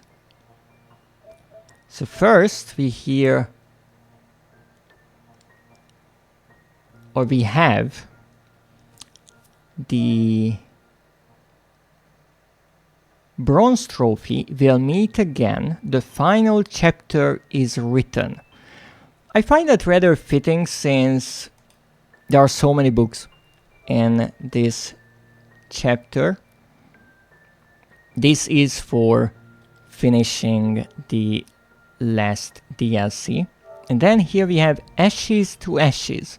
Who knows what secrets they hold? Now this is interesting. This might be a reference to the eyes that we see in the base game. I think 2 of them, and one here in this DLC that burn, I'm assuming, anyone they see. And maybe these are the ashes of all the kids who tried to escape but got caught by those all-seeing eyes.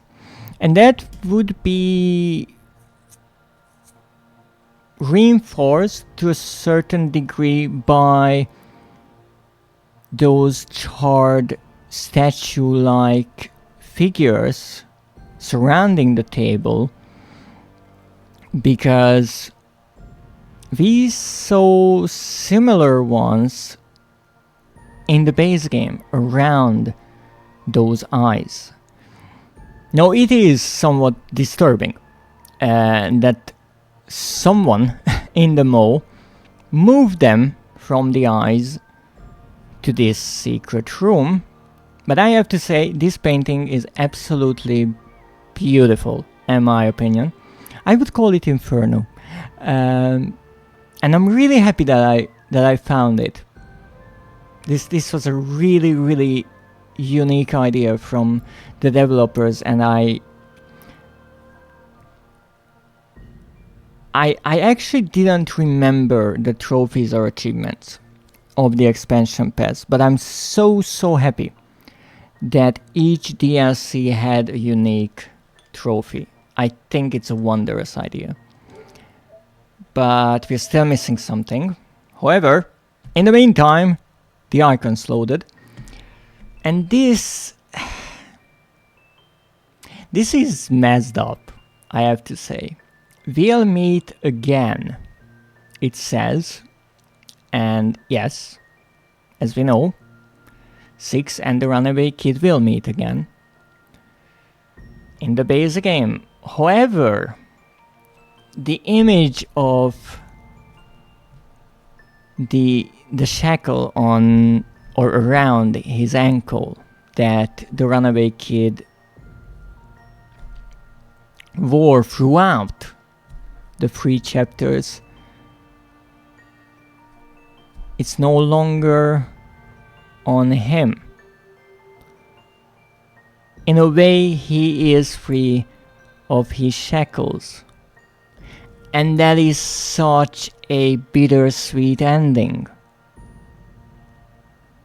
Even if the ending was just that he is turned into a gnome, let alone knowing that his life as a gnome won't be so long. It's a brilliant idea from the developers that they chose this icon. And again, that's something that I feel like many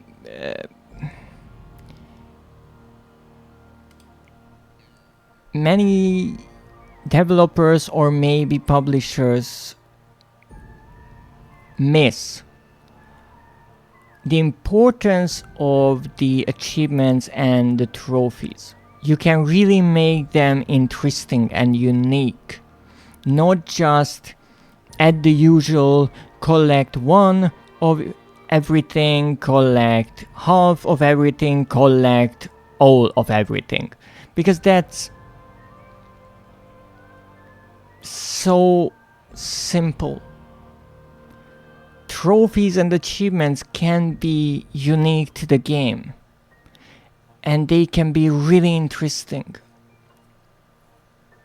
The title, the description, the icon, they can add so much to the game. And yes, back in the day, there were no trophies or achievements.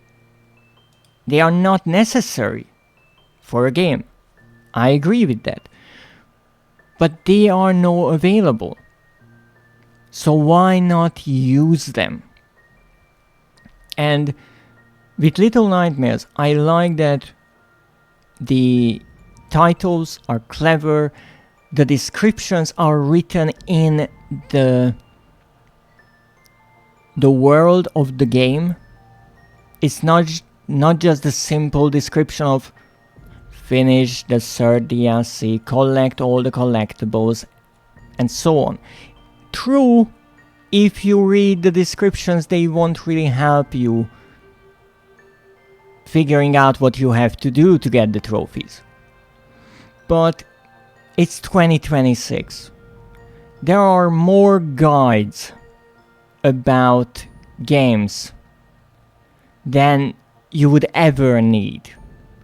And given that there is an entire industry built on just people playing games and writing articles and guides and speedrunning them, someone will figure it out. So you don't have to just give the same generic description. You can make it interesting. And the icon can be something nice as well. I know back in the day some games just used really simple icons for trophies and achievements. Some of the games even used the exact same one for each of them. There was one for logged achievements on Steam and unlocked ones, and that's it. And that was alright, but you get to use this system. So do something like Little Nightmares did. And here the icons are rather simple. It's not like with Amnesia, where the icons are uniquely made, I think, and they have their frames with the color based on the rarity or the type of the trophy. This, I'm pretty sure, just a screenshot of the game in a way. Even though now that I look at it, the table is missing. It's a floating urn. But it's nice. And indeed, that was how we got this trophy. But we have one missing. So it seems we have to go back. We have to go back and find the last collectible. At least I think it's the last. We'll see. No, if I'm not mistaken, we found 4. And the one area where I didn't find one is the hub. It really feels like that to me. So I don't think I will need to replay the entire chapter. But we'll see.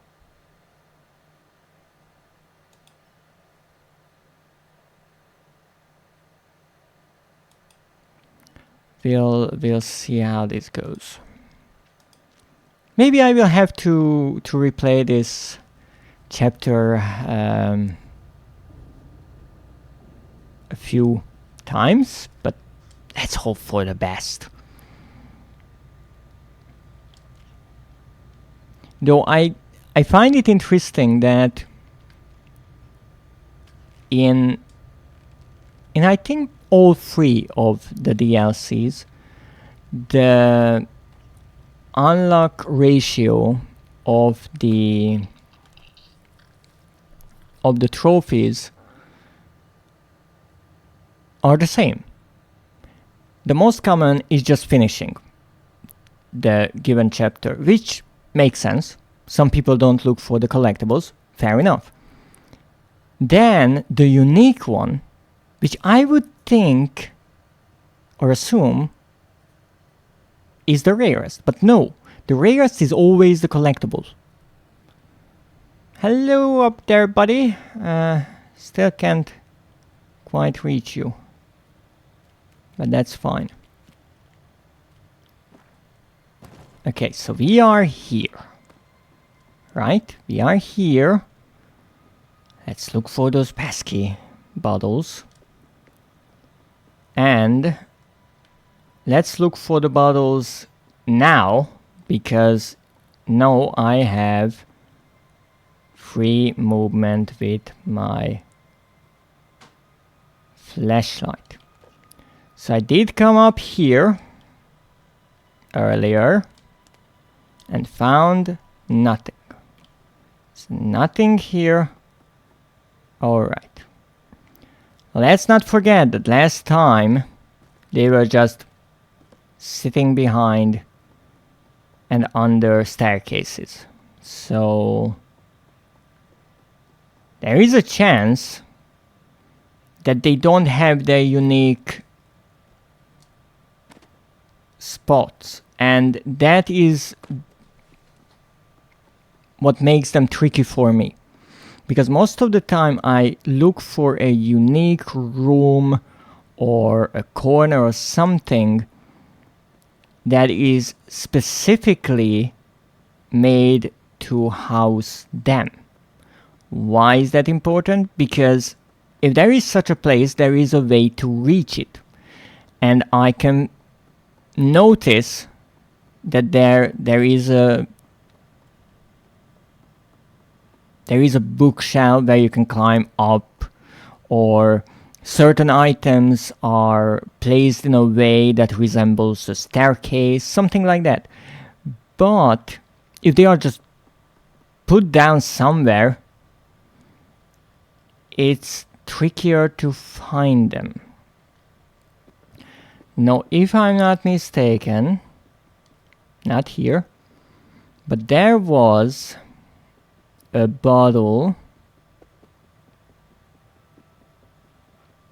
here up on top of that shelf, which is kind of amazing because like this you cannot see it. And again, I just saw the chair and this table and I said, wait a moment, those are placed in such a way that you can jump from one to the other.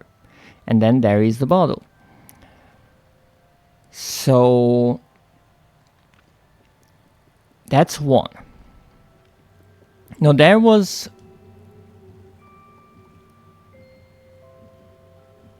a few ones towards the end of the game, but I don't remember one in this main area. Now here I will try something that I didn't want to and get myself caught. I mean, that worked without a hitch. But here, interestingly, we just get murdered. No gnome treatment. Or I think. Maybe there is a gnome treatment and we just skip to the end of the game. No, that would be silly. But, once again, the lady is wearing her mask. So no peeking just yet. Though that is interesting, because that would mean whenever she is wearing her masks, or mask, I'm not sure if there are multiple, she kills the children. That's the case with the runaway kid here, or even in the base game 6. However, when the runaway kid catches her without her mask on, she decides to turn him into a gnome. Why? And does that mean all of the gnomes are children who caught a glimpse of her face? Because it could be that she turns the children into gnomes because they can speak, at least not in a manner that people would understand, I assume, and thus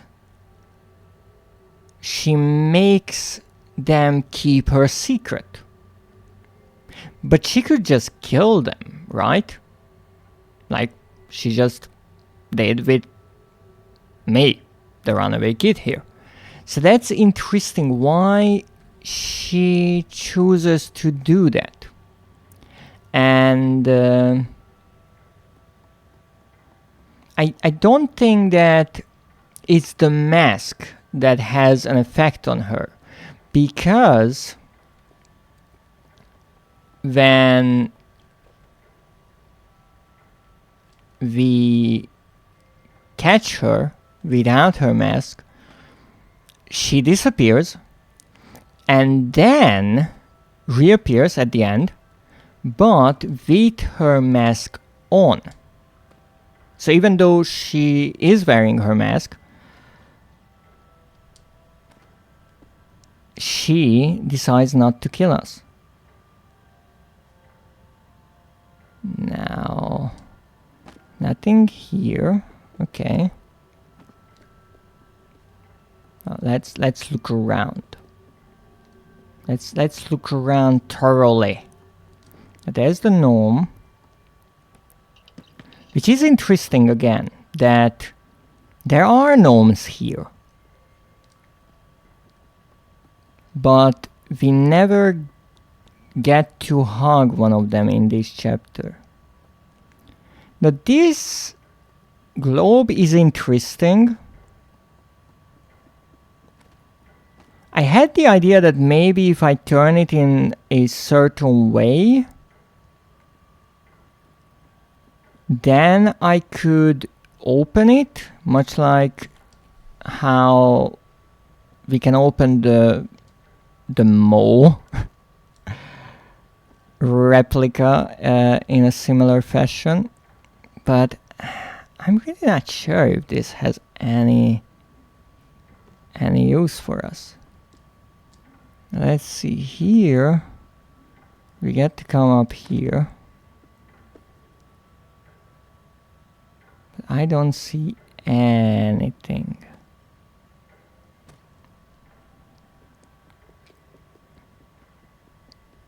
Where is that last bottle? So this is where we have to gather the statues or figurines.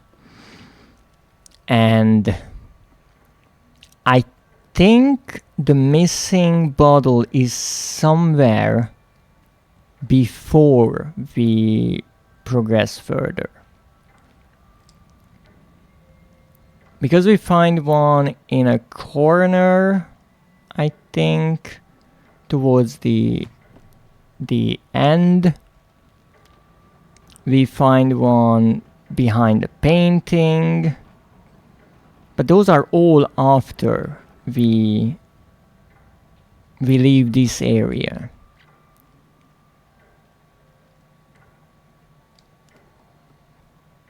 Now you could argue that we kind of found one in this area earlier, but that's kind of further away.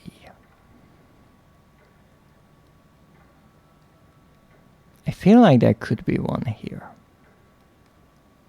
I don't know why, but I kind of feel like it.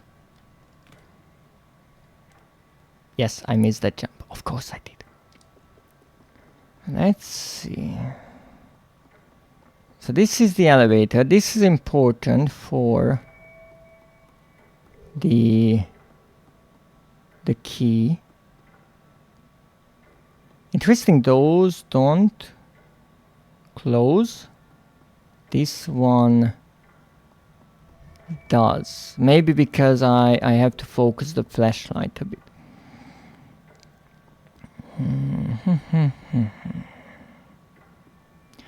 Now you could say that this is here because this is used to jump onto the lever. But you can just do that from here. I'm not even sure if you can jump that big. No, you can't. Okay, a bit of extra light so I can see better.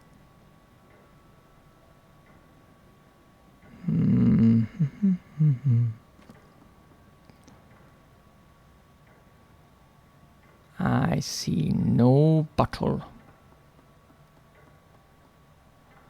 I somehow feel like it's in such an obvious spot that it will hurt to realize how silly I am.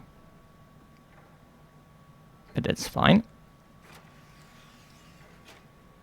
Okay, there are two on that. Those will be the two lenses focusing on the left and right eyes.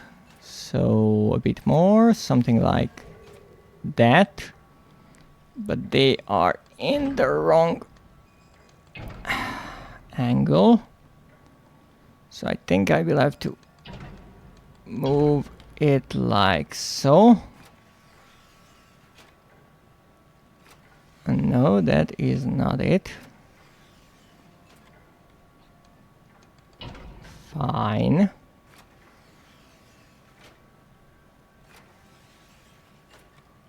Wait a moment, it's actually two of them moving, but only one in this case.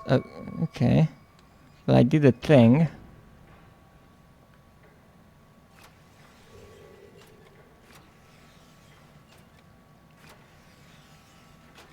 I think. Not entirely sure about it, to be perfectly honest. Come on. Press the button. Okay, let's open this. Just so we have it opened.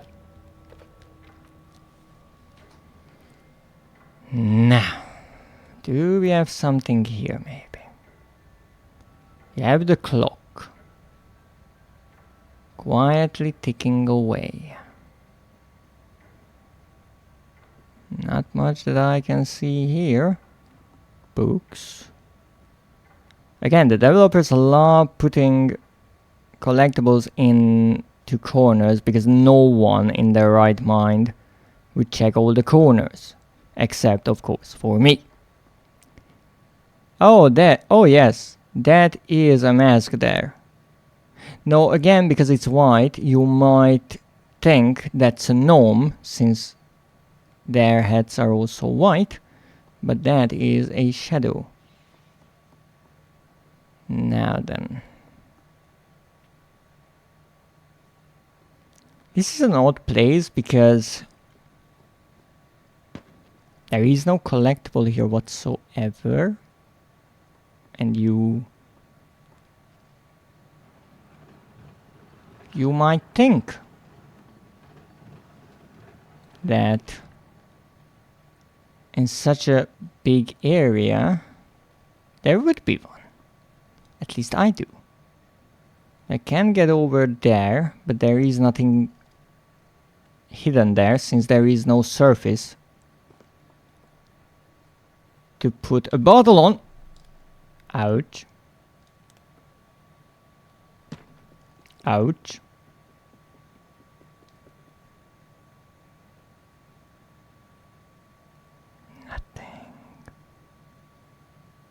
Nothing. Is that a bell?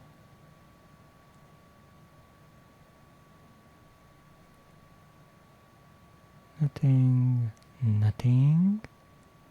More nothing. My favorite nothing.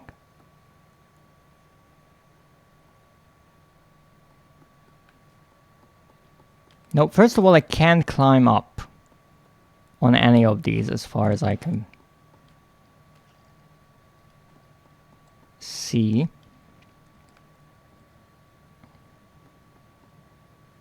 Put this here.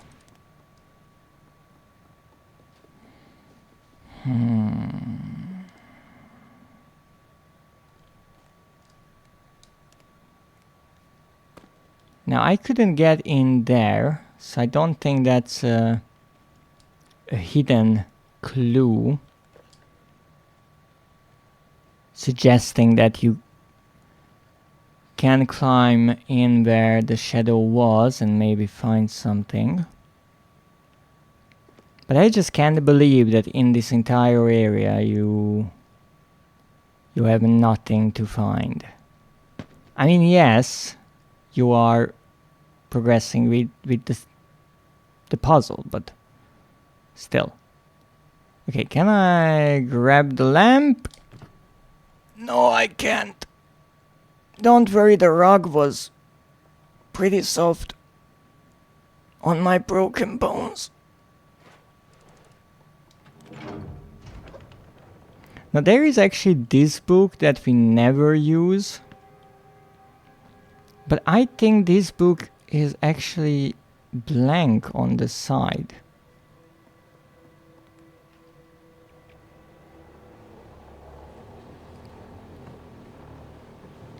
Now here they could have hidden a staircase or a ladder or something on the side, but they didn't.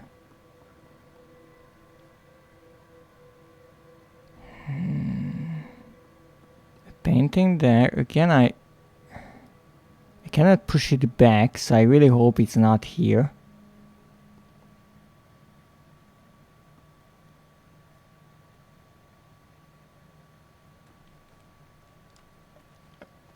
Sorry.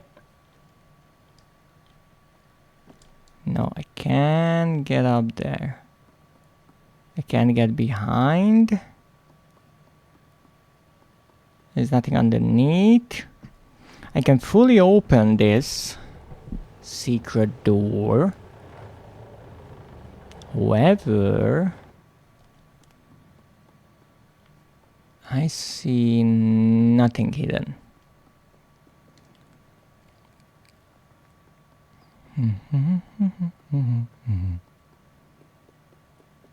So this place looks rather empty. Not exactly happy about that, to be honest.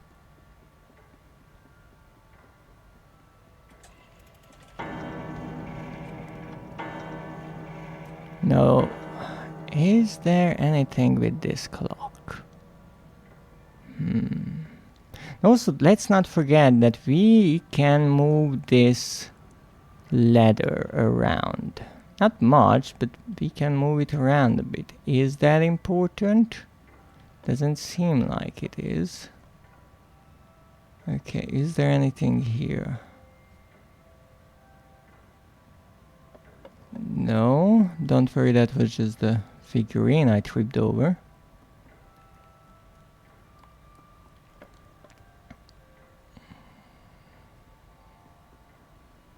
Nothing, nothing, and nothing.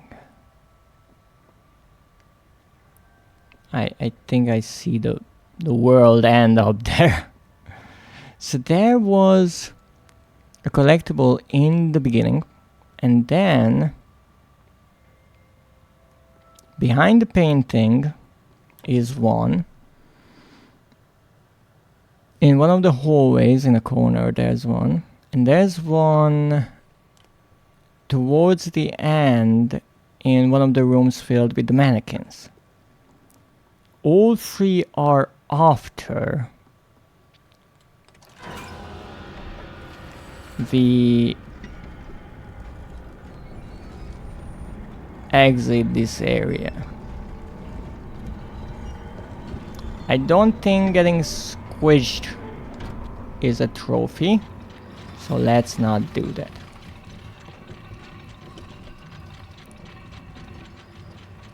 But there's nothing in this room. In this entire area I cannot find anything. Not good. Not good.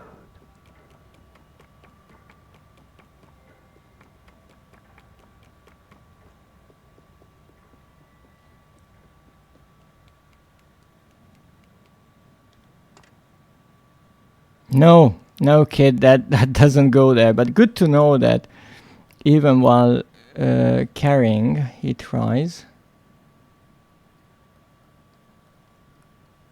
I thought I had to interact. Sorry I'm late. Oh, don't worry about it. Welcome in. Nothing here. Okay, so the lady is still there. Good to know. I mean, maybe we could bring the book back even while she's there, but there's not much of a point. Thank you for the hydrate and the daily check-in. I helped someone with new stream setups. That's wonderful. I hope it went well. Oh my goodness. I don't know why, but I have this feeling that there's a collectible here and I'm just not finding it. And it's driving me mad. Which is not that serious, I'm already mad, but slightly annoying. Nothing. Okay, so here's this area. Once again, we found nothing here.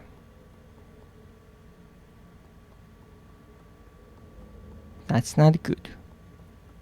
Yes, it went well. Little issues, but managed to get rid of them. Oh, that's good. Nah. Let's see. Now, every bottle is in a place that we can actually reach. So, they can be hanging or something like that, as far as I know. I'm still confused about these two, to be perfectly honest, but whatever.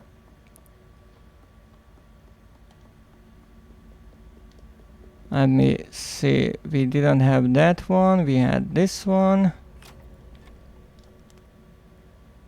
I think we had this one. We didn't have the teacher, that's for sure. We had him. I don't think we had that kid, but we had her. And we had the gentleman with the big nose. Good. I mean, I just played it. So I'm happy I didn't forget it in the next or last 30 minutes. Okay. And this is a tricky place, because here, first of all, there is no point coming all the way here. Yes, some for me yesterday with the game. Oh. Oh, what's that? Isn't that a hidey hole? It's a hidey hole that I missed. What's that? Is that an apple or a toy? I'm not sure. You can have it. This is the one that I missed.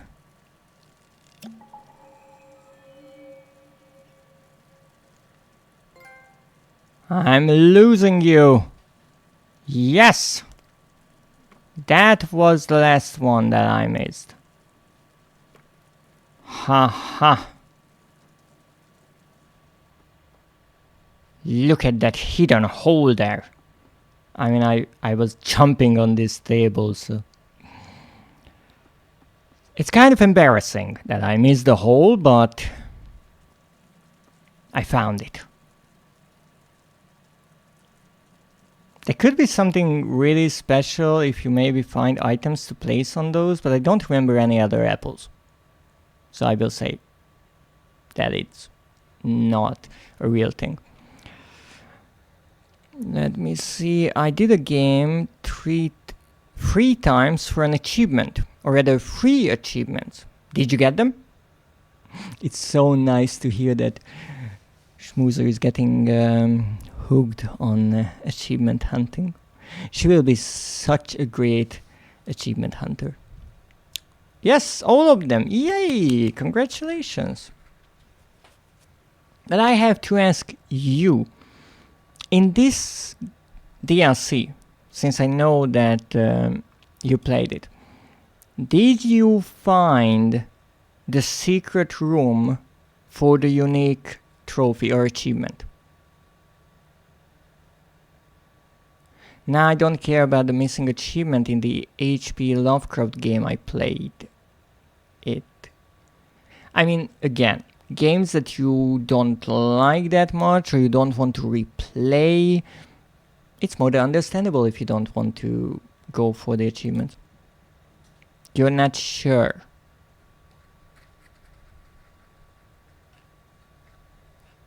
You're not sure that you found it? But let me show you, because it's rather amazing. I really liked it. It's more like the achievement name in French and the description. Oh, you mean in the H.P. Lovecraft game? I mean, you can always look up a guide. As I actually was talking about earlier with this game, since the descriptions don't really have clear descriptions in the way that they would tell you what to do to earn them, you might need to look up a guide here and there. The only achievement in French, by the way. That's interesting. Maybe they made a bit of a oopsie with the translation. But in that case, let me show you the hidden little room in this DLC, because it's rather fun. We found all 5 of the collectibles now. Oops. Don't do that. Don't do that.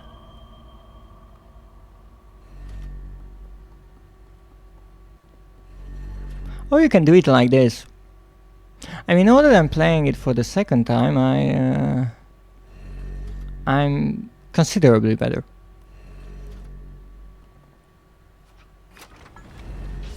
Oh, no.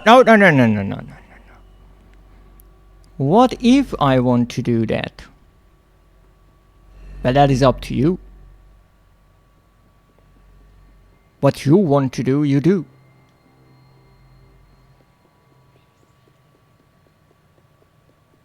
Don't worry about me. I'm just coming through here. So these were also the shadow children, apparently. You know what? I will use the elevator, because I'm fancy like that. Wow.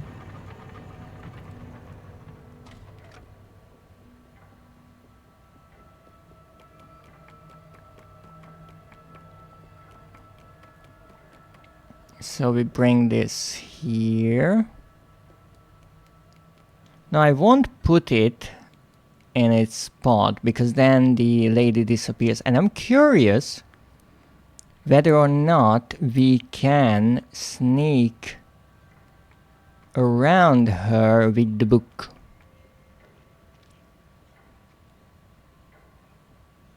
So, Schmoozer, you might remember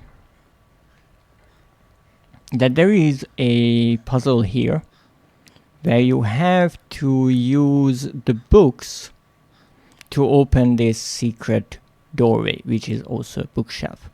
You have to complete this circle or spiral shape. You have to complete this pyramid or triangle, and also this rhombus. And we have a few other books here. One here, one there, and one special one here that has a kind of face or heart shape on the side of it, at least half of such.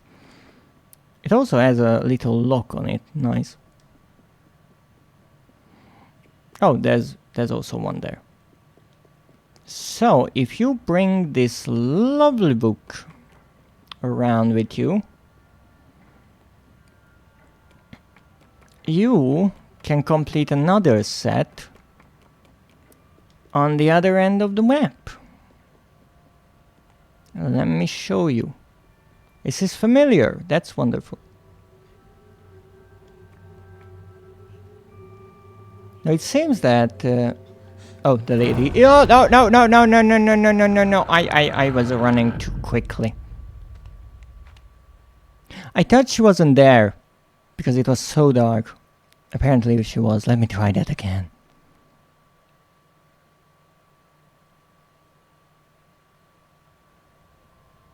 Oh, how nice. Even the book is here. Lovely checkpoint system. Okay, now let's try to... I can't crouch? Why can't I crouch? I can't crouch while carrying something?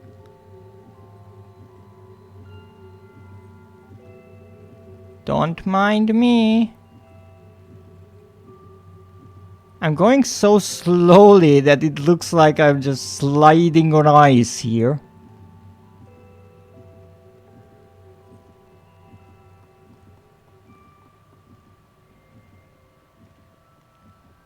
So lucky, it barely rained when I woke Doggo. Oh, that's good. That is indeed good. A large part of Europe is actually covered in snow. I'm not sure if that is any better.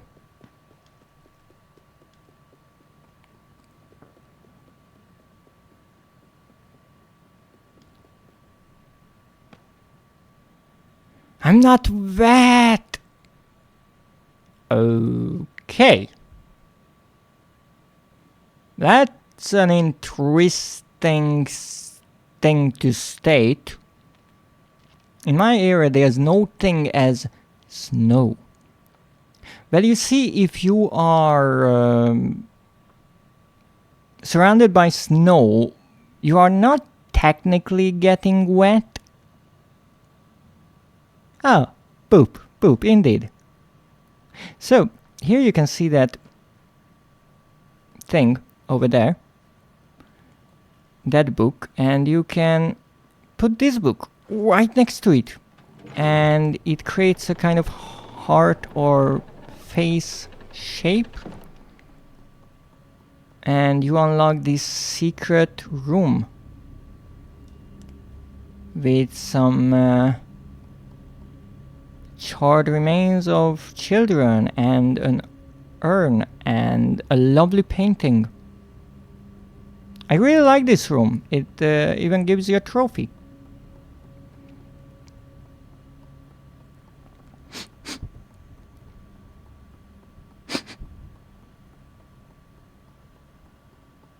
Elior, you know what happens if you boop my nose? Are you ready for the consequences?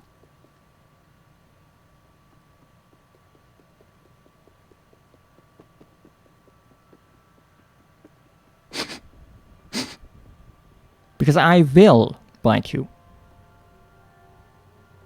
Or, to be more legally accurate, your fingers can and will be bitten. You allowed us to boop your nose, actually. Well, yes, but even the description of the redeem says that it has consequences. The consequences of your own actions? Yes. And now I want the double exclamation mark Kiro moment playing. If I make it possible for people booping my nose, will you add a hat pet?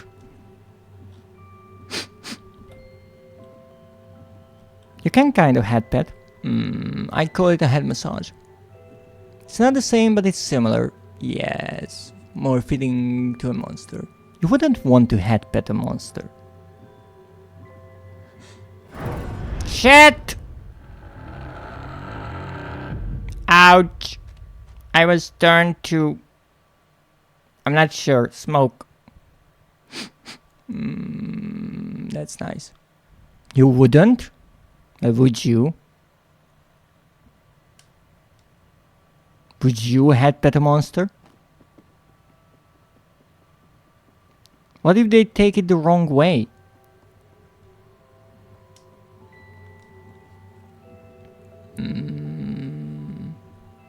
I mean, if the monster consents and wants...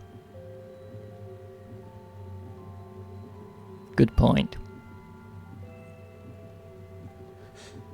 No, I went too close. Monsters are usually mistreated by society and they are just misunderstood. They just want to be loved and cherished like everyone else.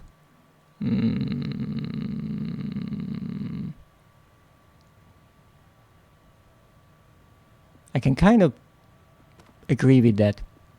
On too many levels, actually. Now stop it. I need to get through this lady. And she's a bit grumpy. Okay, be careful here. Turn the light off.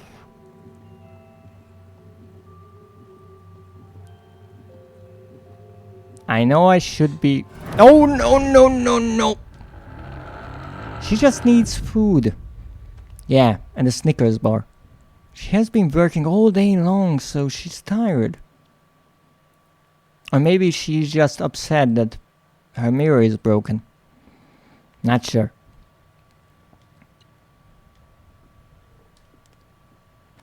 Bring her good meal and offer a shoulder massage. She might have bad posture. Let's actually check that.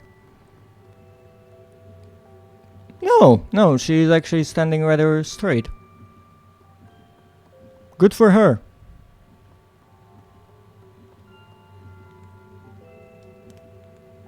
Let's go. Quietly. So you can walk just really slowly.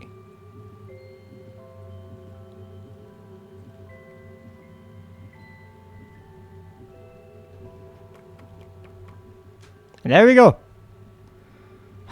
We got that. I still recommend that you instead of walk, sneak and go back with the book once you got two of the statues in their place, so she leaves. But with that, we did it. We got all of the trophies of this DLC. We got all of the collectibles.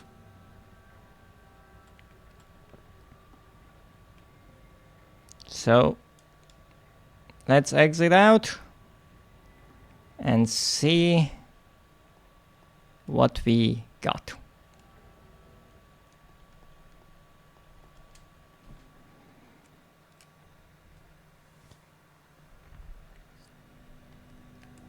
I mean, it at least took less time than the than the second DLC. 100%. I'm losing you was the last trophy, and the rarest still, the heart to the core. What's different about you? Why are you so brave? The speedrun of the base game, the rarest and most difficult trophy, and the only gold in it. And here we have this, the last trophy here. The bronze one being the one for finishing the chapter. I think that's universal throughout the 3 DLCs. But this is interesting. Here the silver is the unique one and the gold is the collectible. Here the gold is the unique one and the silver is the collectible. Here, the same way, the gold is the unique one and the silver is the collectible. Even though, I mean, you could say that in the second and third DLC, the unique one is a bit more complicated, but I mean, figuring it out in the first one is not as easy either. I'm pretty sure I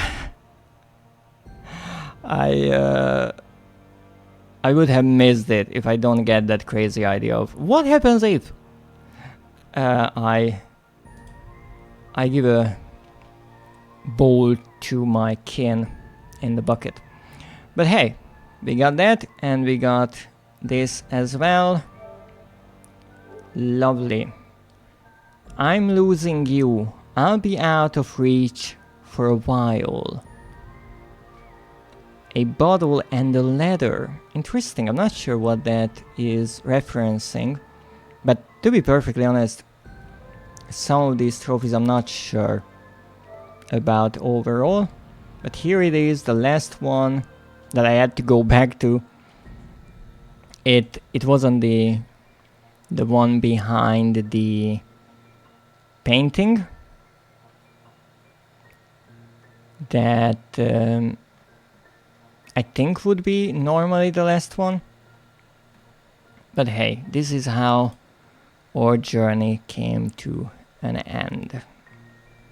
This was the one I missed, but I got it now. And with that we have 100% completion overall in Little Nightmares. With that, our adventure in the mall is over. And that is rather bittersweet, I have to say. Now, I will wait until the ads finish because there's one more thing that I want to show you. Something that I did behind the scenes. Because as you might remember, by collecting the collectibles in the DLC, we unlocked some concept art. And we are going to take a look at the concept art pieces we unlocked in this DLC, and also all the ones in the base game as well. But as I said, I absolutely love this game. I have to be honest, when I started my playthrough, I just considered it as another horror game to play through, a fun little platformer adventure game, and it is, but it really grew on me in a way. I grew to like it more and more. Definitely playing through it so many times for the trophies was a bit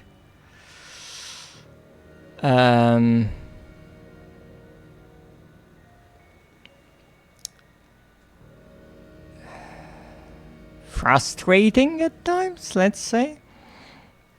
But overall I greatly enjoyed it. So let's see the concept art.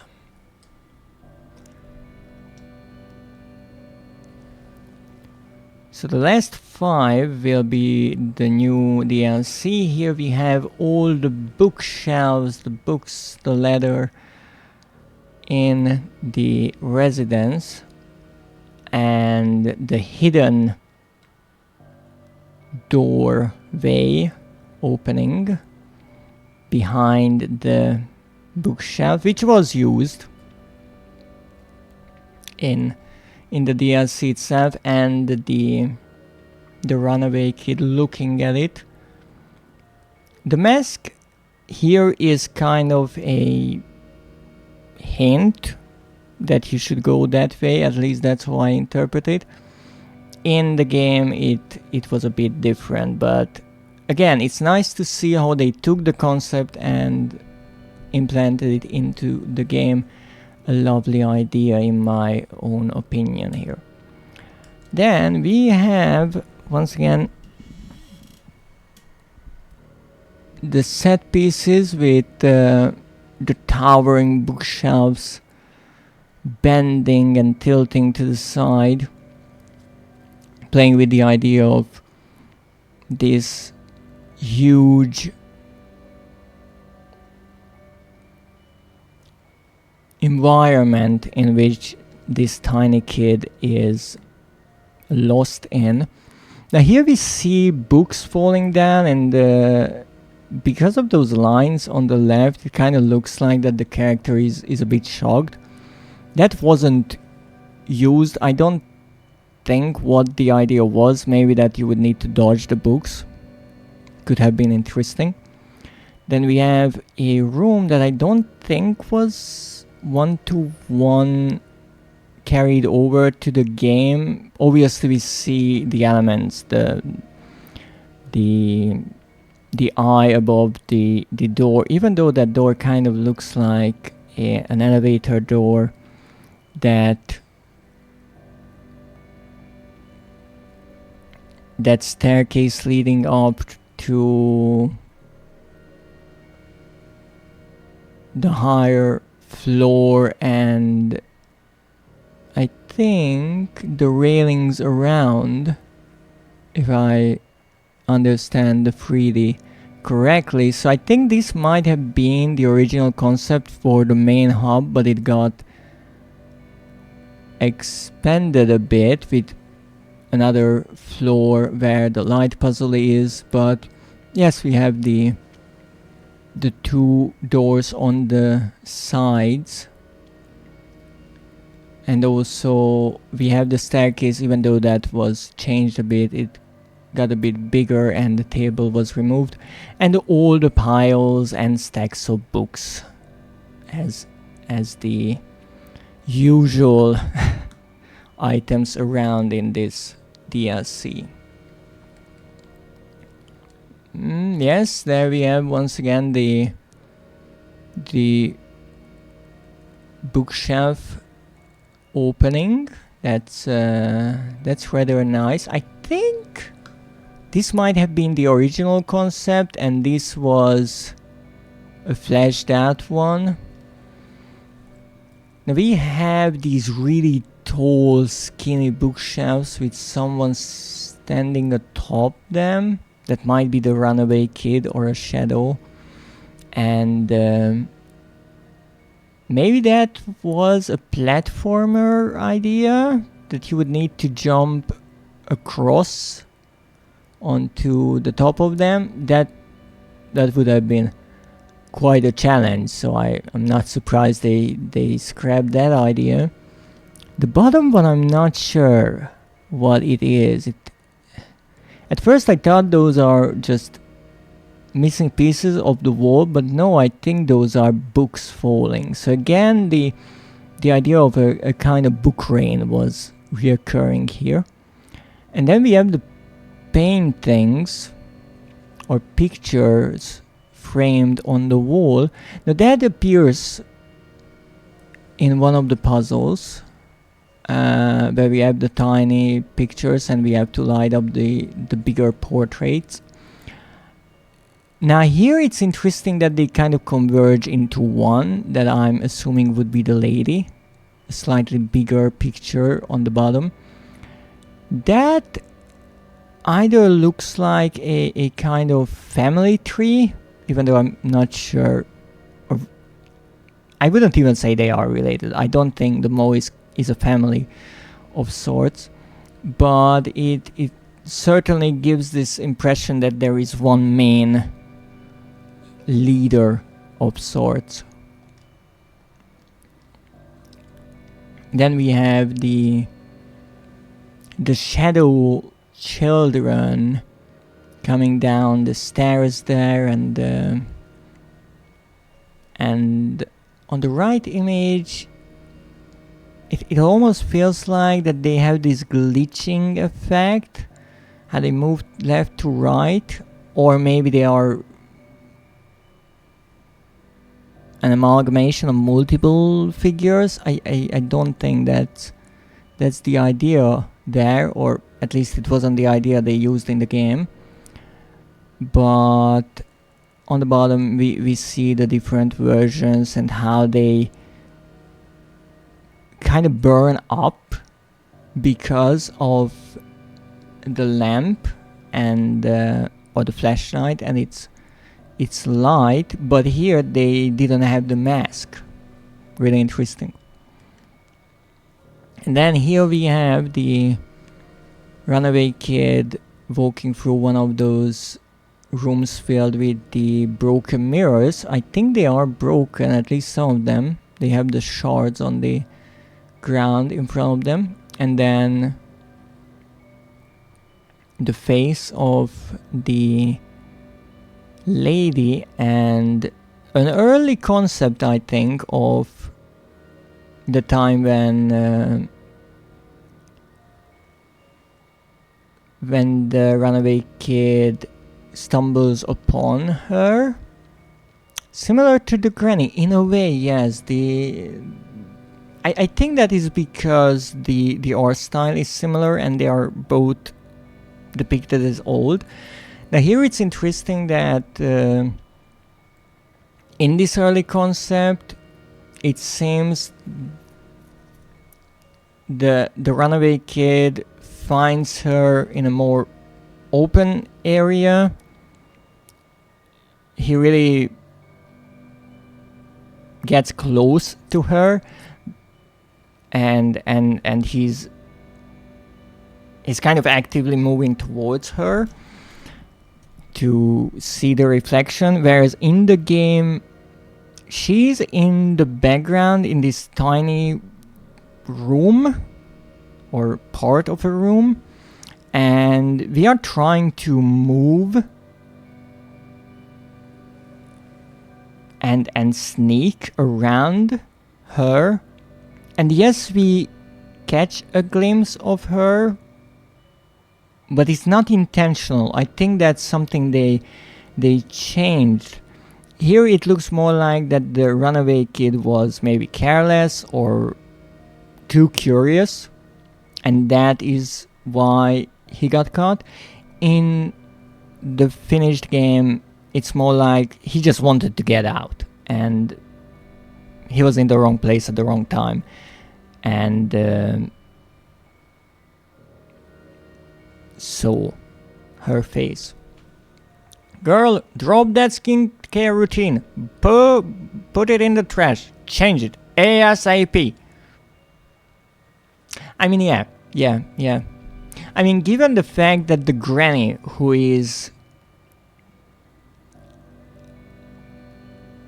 soaking in seawater, pretty much throughout the day looks better than her, that either means that the lady is much older, or her skincare routine is really just terrible. So these are the concept art pieces we get in this DLC. 5 of them for each collectible bottle, the 5 flotsam throughout the chapter, 5 for the previous one, and 5 for the one before that. Now, I said that I would go back and play through the game and collect everything, because when I was trying to do the speedrun trophy, I started new playthroughs, and that deletes everything that you collected. The only unlocks or unlocked things you can keep are the masks. Well, rather the one mask that you can actually unlock in the game. So I went back and I did exactly that.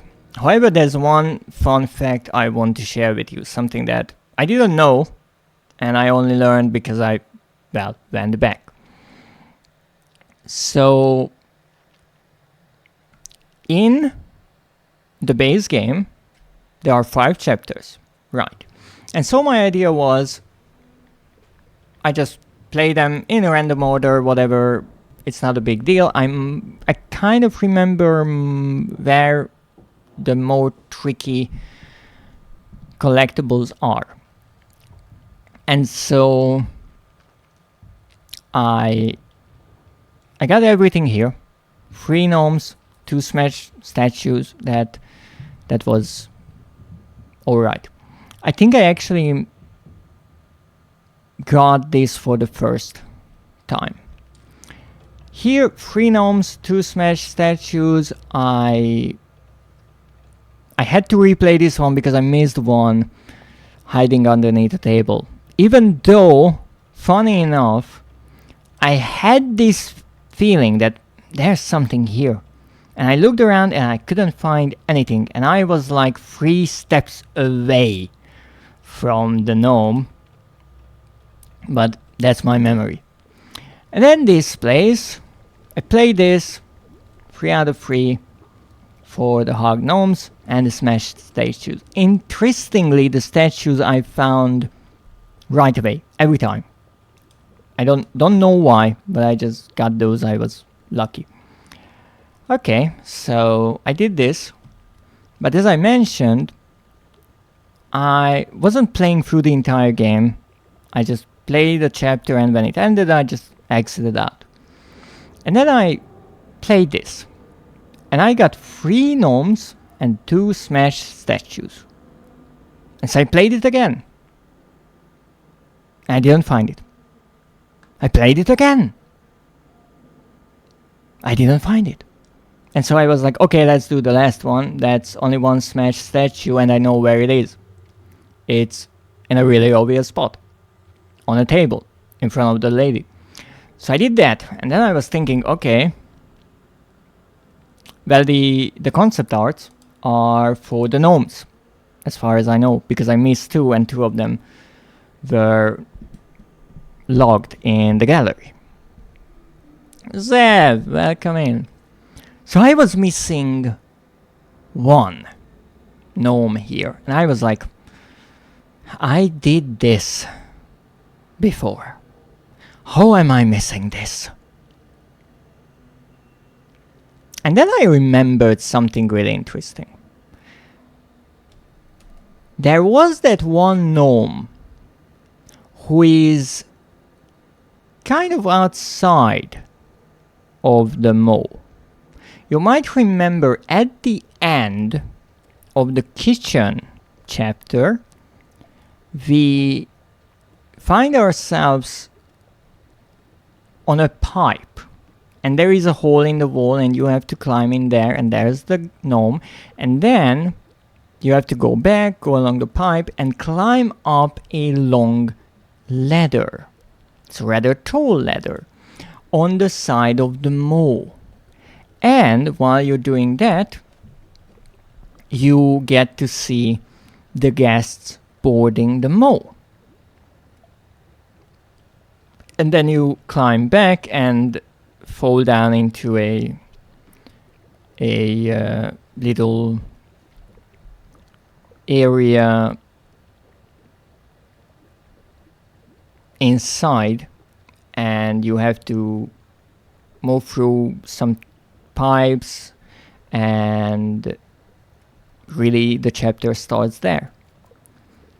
So I was like, where is that? I'm not finding that. And the funny thing is,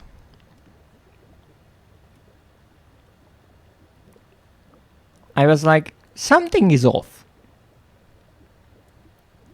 So I started up the third chapter again, this one, the kitchen, even though I had everything in it. I played all the way through it. I went to the end of that, and the end of that is the somewhat infamous for me hook sequence where you have to jump on a hook before the chefs get you, and you are brought over above a pipe, and you can exit the chapter through a hole in the metal wall. And then you find yourself right next to that hidden area with the gnome. And so I went there, and I was like, okay, the gnome is here. I know I didn't get this gnome before, so this is the missing one. Also, as far as I noticed, the gnomes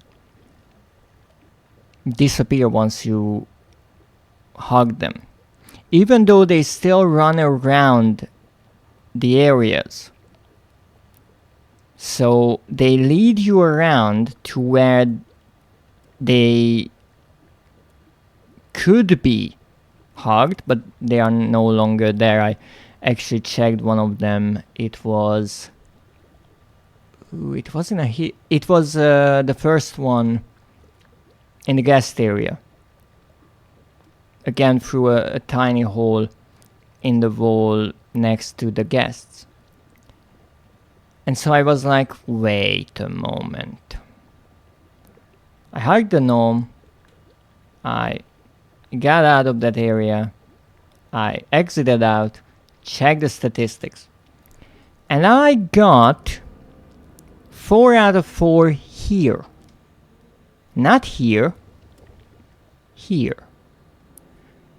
But the funny thing is, the chapter select is slightly misplaced, at least the starting point.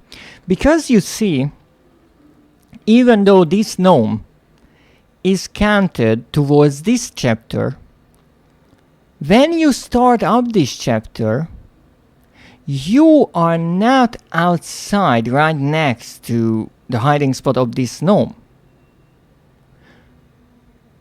You are put further on into the story. So you have to go along the pipe, climb up the ladder, and then go back inside the mole, and that's where this chapter starts. So if you are looking for the number of gnomes listed here, and you use the chapter select, you will miss this one gnome, because you actually have to start the kitchen, go all the way to the end, finish it, quote unquote finish it, because that is also where you get the trophy, I think, when you exit out there. Go beyond that point, hug the gnome, go along everywhere, and climb up. And that is when you reach the beginning of this chapter, according to this chapter selection screen. And that trigged me. And I was like, wait, something is amiss. Something is not right. So, if you're looking for a gnome and you're losing your mind, it might be because you are using the chapter selection and not playing throughout. So let's see, there are no gnomes here. There's 4 here, 3 here, that's 7, 3 here, that's 10, and 3 here, that's 13. So in theory we should have 13 concept art pieces. Not in the settings, but right here. And that should be 2.5 rows. And it is. So let's see them. I'm not sure if I showed these when I originally played through the game. I know I collected everything, so there's a chance, but I still wanted to show you since we are finishing the game now. This is actually an area from the beginning of the game that was carried over pretty much the same way, at least the puzzle part on the top. The ladder leading up is different. Here we have the gnomes, they are adorable, even though I don't think the cuts on their hats are like this in the game, or at least I never noticed. Thank you for the hug, schmoozer. Here we have the leeches in the concept with added legs. Because what is more terrifying than leeches? Leeches with legs.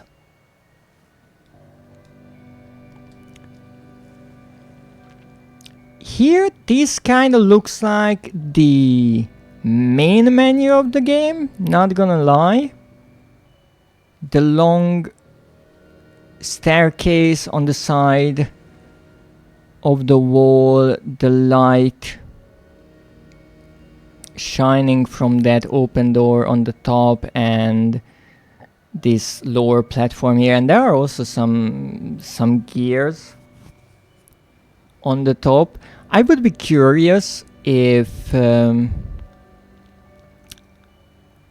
those were really made and they are part of the main menu. You just can't see them because they are out of frame. Wow, they are mega starmy. You will have to explain that. Also, I'm not sure if the main menu area is ever visited in the game. I don't think so. There's a similar one in the beginning, but that is actually going from left to right when you are going up. But the idea is there. And also it seems there's another set of staircase or stairs leading down on the right. Here we have a lovely room with all the really tall furniture, extremely tall table, which is kind of odd because there are tiny chairs next to it, but hey, it's quite a unique style, and I think that is something that got the attention of people when this game released. It's nice how there are all these hatches in the walls, and there's a ladder leading up to one where the character can move around. Even there's the towel or that piece of cloth hanging down. You could climb up on that. The other hatch is kept open with a string there. So a lot of ideas. I really like these concept art pieces. One thing I have to do, whoever their plumber is, oh my goodness, that is some serious plumbing right there. I'm not even sure what is happening there, to be perfectly honest. Then we have the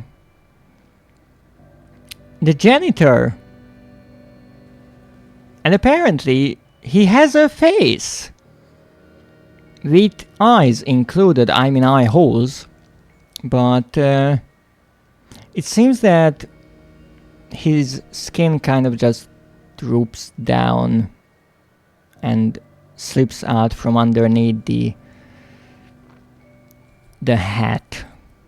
And I guess he just got bored of always stretching it back, so it's like this now. But I mean, he kind of has a nice smile, even in the center image, but also on the left.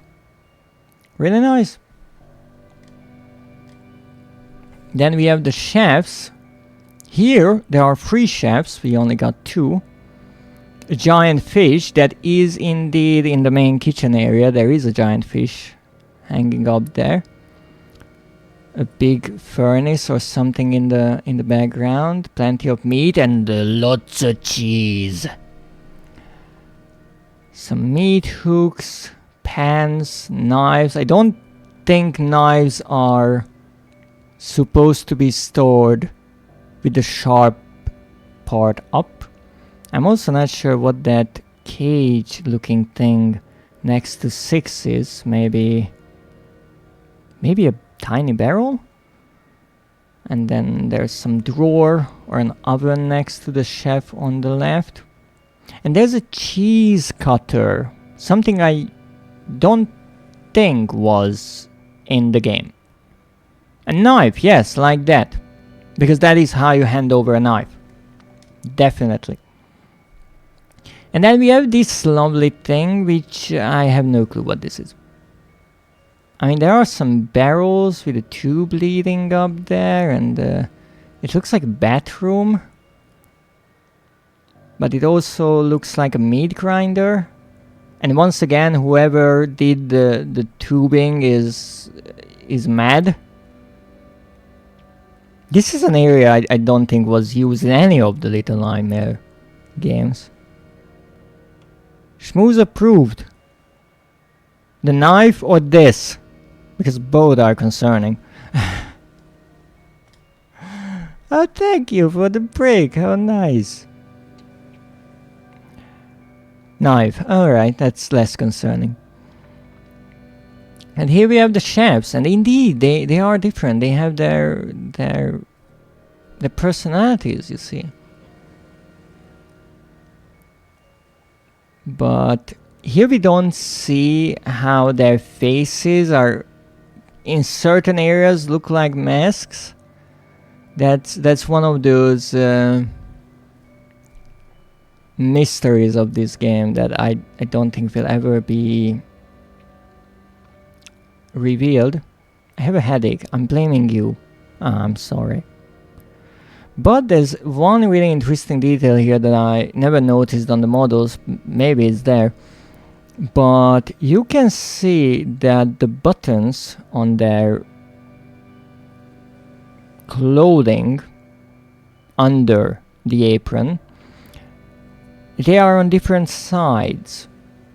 So I think one is male and one is female. Now I always had this idea that they are either twins or siblings, because everything is kind of mirrored and doubled in the kitchen area, the bed, the toilets, everything. But that would mean they are different genders. That is really interesting. You learn so much from these concept arts. Then we have the Mo. This is the onboarding from the ship. We actually see a ship, but this is the part that I mentioned, where we have to climb up on a ladder. Even though maybe that time the Mo is a bit more out of the water, and you can see that because this spherical shape is the top of it, the bottom part of the Mo is more elongated. This is where the guest area is, and the top is maybe where the ladies' quarters are. And then according to the ending of the base game, there's also a guest area next to that, through which 6 walks to the exit, to the staircase leading up to that chimney on the top on the island, which is interesting if that is an island that naturally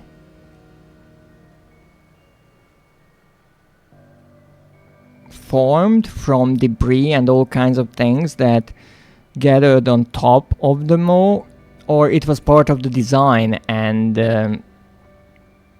it's kind of a fake island. I'm not sure what the purpose of it is, but a unique design. Even though this opening on the side of the moat, I'm not sure if we ever see that closed or if it can close. I would assume, because if that entire area is flooded, I think there would be much more water damage and moss and different seaweeds gathering on the wood in that open area. Or maybe there is just a big gate that I missed. And then we have the guests. Their faces are slightly different here, but the somewhat, I would say, Asian style is there with the surrounding. You see these hanging lamps that are actually used in the game as platforms. We jump from one to the other. And interestingly, we are, well, 6 is dragging that pot with the piece of meat in it, and the guests seem not as bothered by it as when we are present in the game. And here we have the guests coming after 6, though it's interesting, there's some red on the ground, but I would just assume that is wine, since there is wine in the game, and a few wine bottles break too. But here it's interesting because 6 is not running. That is interesting. But her footsteps are there on the ground. Curious. And then we have this final one. Now this character, I think maybe a different concept art of her actually appears as one of the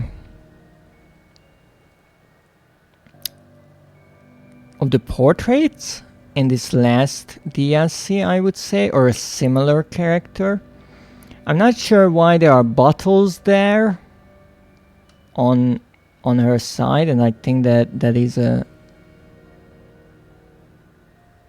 Is that a cup with a straw in it?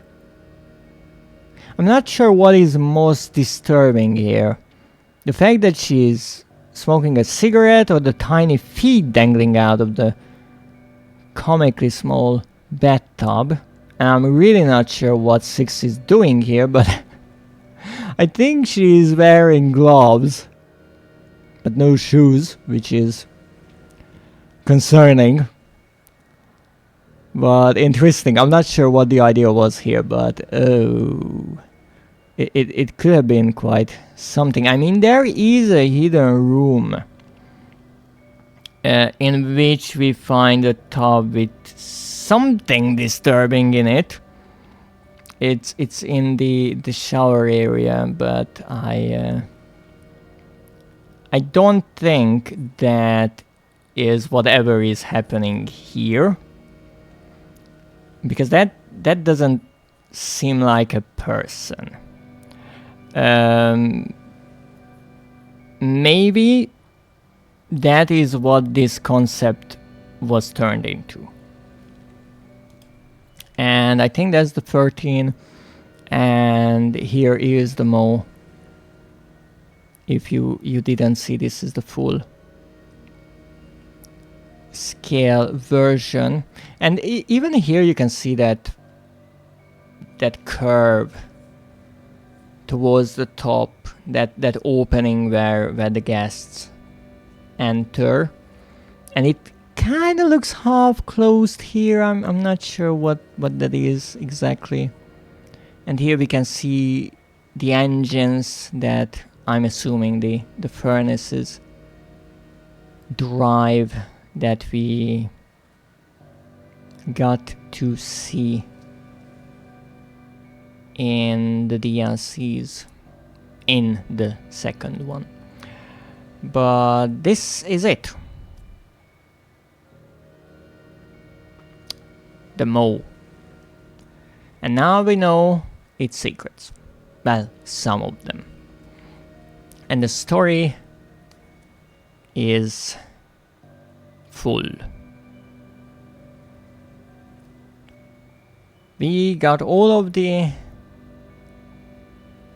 secrets, all the collectibles, we gathered everything, and we earned all of the trophies.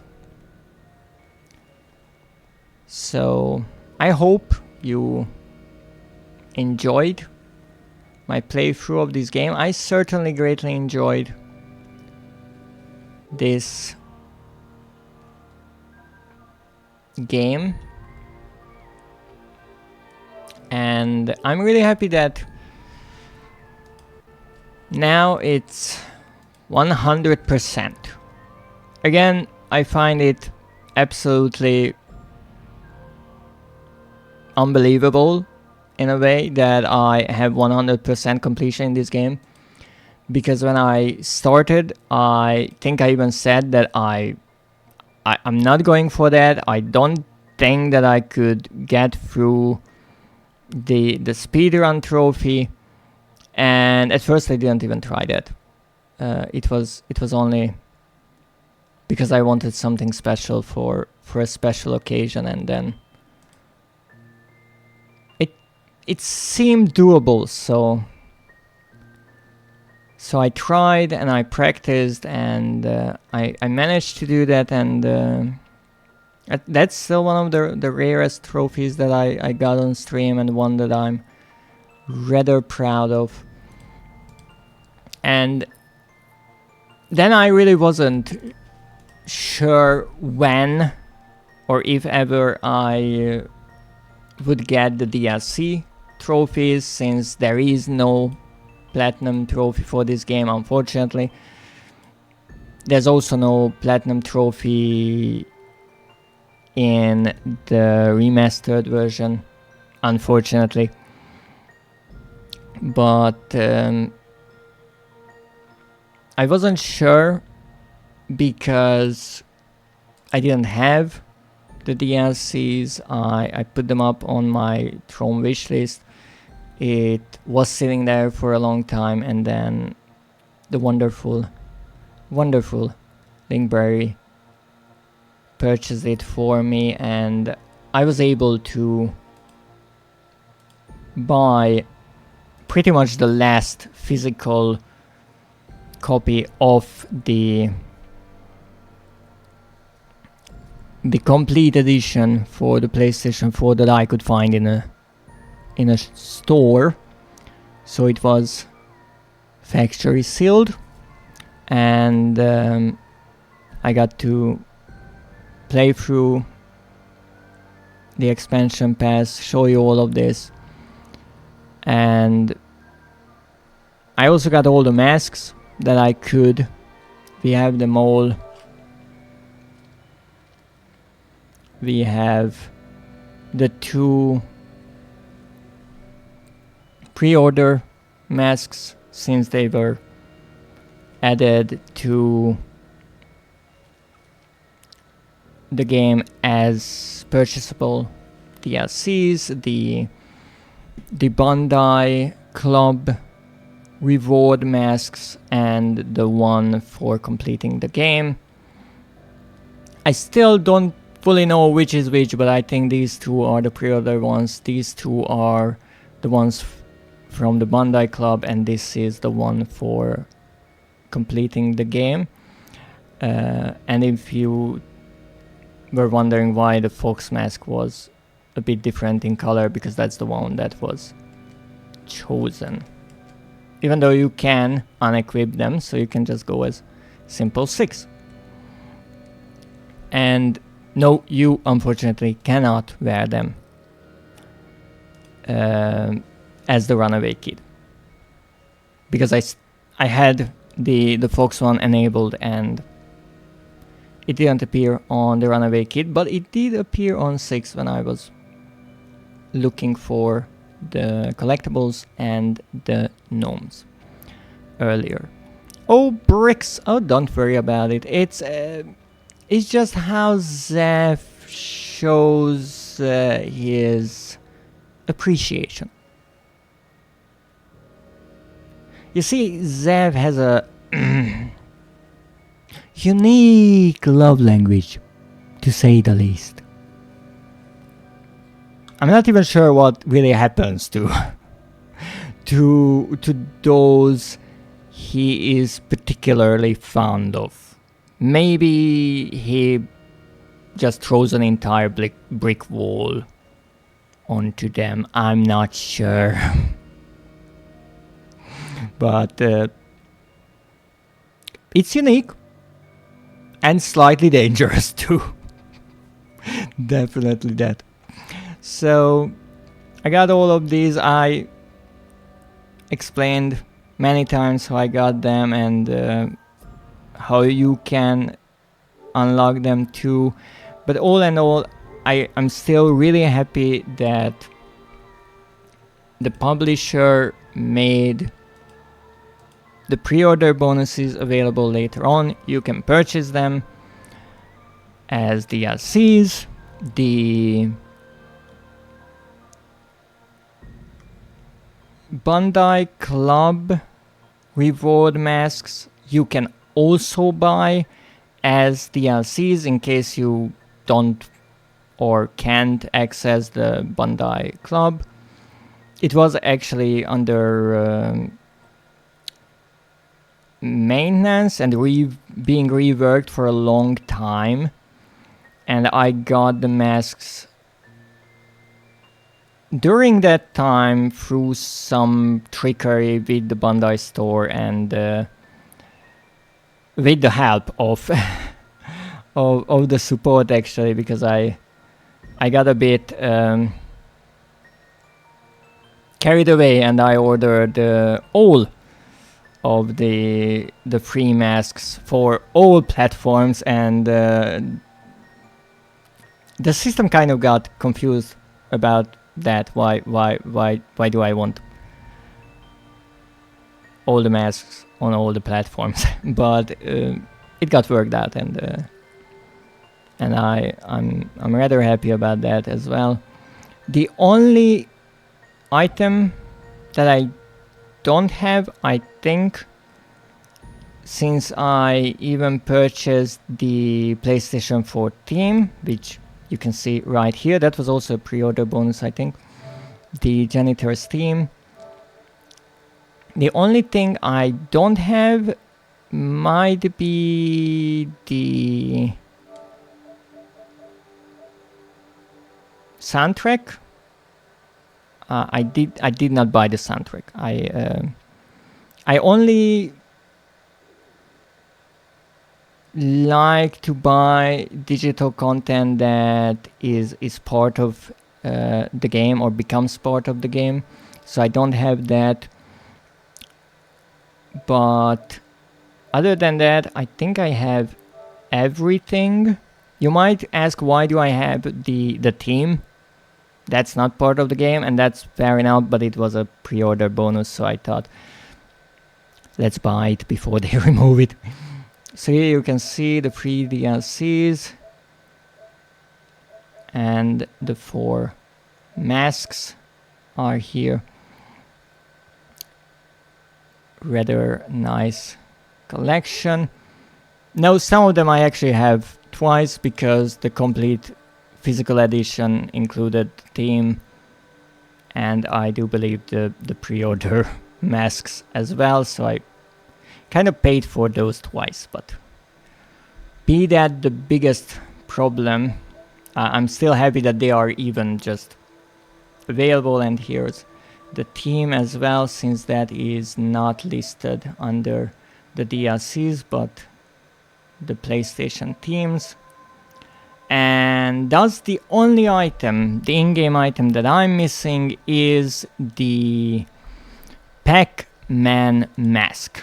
Now I will do a little search because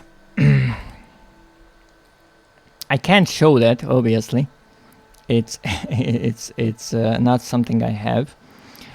And why I don't have that is because, as far as I know, Little Nightmares, when it was released on Nintendo Switch, I'm not sure if it was released right away or only later on.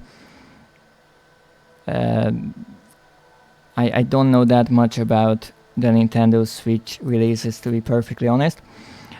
And I know that, or at least I heard that Little Nightmares had a delayed release on PlayStation. I'm not sure if that's true or not. But I think only on the PlayStation 4 I have everything. On Nintendo Switch, apparently it's not just part of the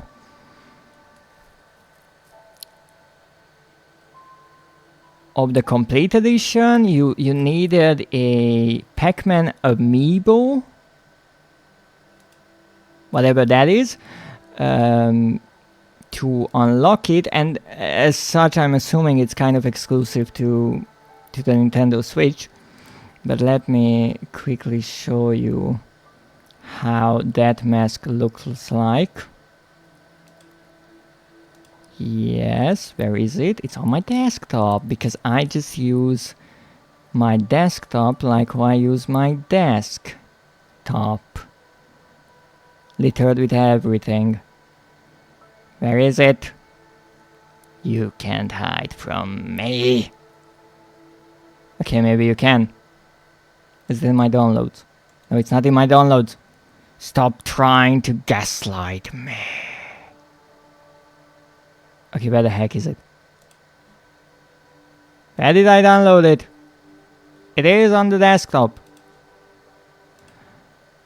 Oh, it's not an image file. It's a online silhouetting file. So this is the Pac-Man mask for Little Nightmares. As you can see, it's terrifying. I think it's more terrifying than some of the enemies, and definitely more terrifying than any of the masks you get to wear in the game, because they are not really scary. There's an upside down teapot, there's a sag, there's a fox, there's a tango. That's kind of scary in a way, and then there's the white mask of the ladies, so those are rather simple. I still like the fox and the upside down teeth, definitely. And the sag is nice too. But this is one item that I unfortunately don't have, because, well, it's exclusive for the Nintendo Switch. So if you ever play Little Nightmares on the Nintendo Switch, maybe check it out if you can get to wear this terrifying mask. And please send me a screenshot, because there are not many high resolution images of this mask online. If you look it up, you'll find just a few rather low quality images. So much, so most of the detail I can't even make out.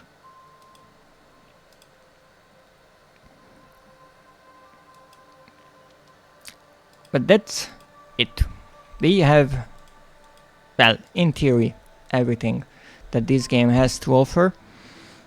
And because today we played Little Nightmares, let me talk a bit about some other Little Nightmares news. So one thing is, as I said, I got the expansion pass as a gift from Linkberry. They purchased it off of my throne, and I am still grateful and always will be for their generosity. But since then, I also received the deluxe edition upgrade for Little Nightmares 2, thanks to Schmoozer. And I am planning on playing that. However, there's a tiny problem with that. I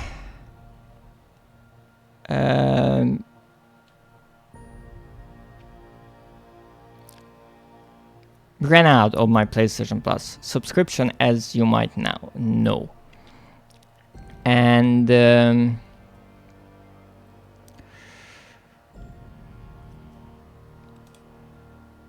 with this game, when I got the expansion pass, I decided that instead of buying that and waiting to renew my subscription or buying the game digitally, I would get the physical edition. Because, as I said, I really like the game. It became one of my favorites from the ones I played on stream. And I wanted to include it in my collection. Now with Little Nightmares 2, I don't have the game, much like this one. I could wait on getting the PlayStation Plus subscription again, since that game is not part of the extra game catalog. Much like the first game, it was a monthly game in PlayStation Plus Essential, meaning no matter when I get my subscription back, I will have that game. I will have access to it.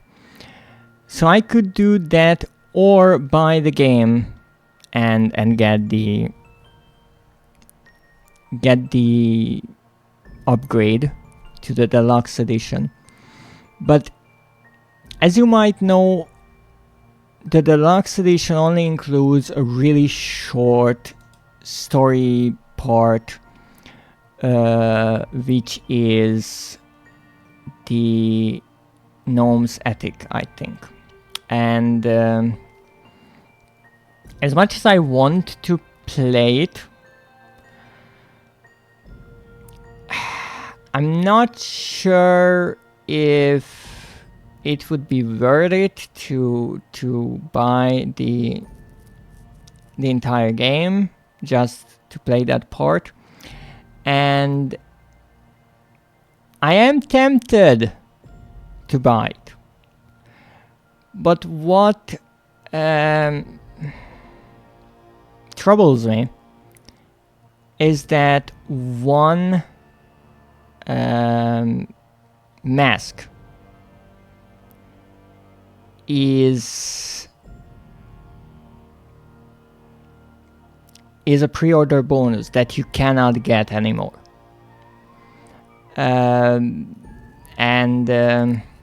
Yes, it's probably just something that bothers me, but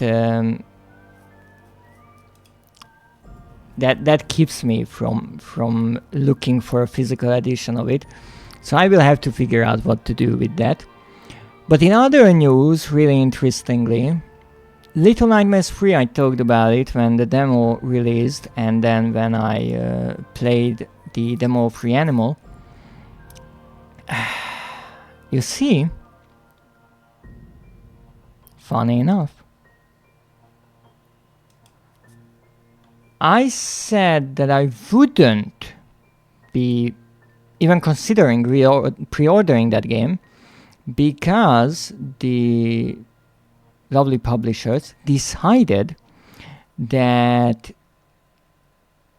the game will not only have a pre-order bonus, but also an exclusive pre-order bonus that you can only get by pre-ordering the game from the Bandai store.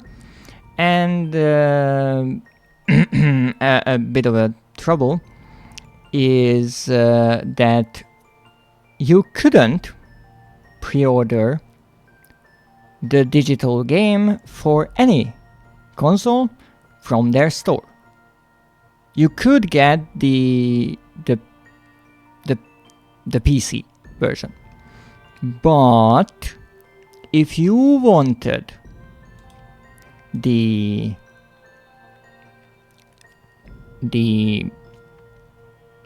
console version, you had to pay more to get a physical edition, since only that was available for consoles, including PlayStation 4. And I found that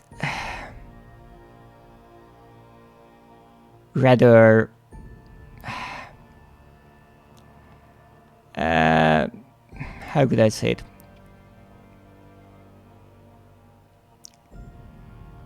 Biased towards the PC players, and I didn't want to pay I don't know how much to get a physical edition that I wasn't even interested in, and also pay for shipping just to get, I think, 2 costumes or something like that. Well, 1 costume for 2 characters. And then the game released with questionable reviews. And one thing that pissed off some people, rightfully so to a certain degree, is that the normal pre-order bonus was available as a DLC right away. So those people who pre-ordered the game for that felt a bit betrayed, which, again, if it's announced right away when the pre-order period starts, well, that's fine. But this way it felt like a bit of a trickery. But again, the unique Bandai Store exclusive pre-order bonus was not available, just to annoy me.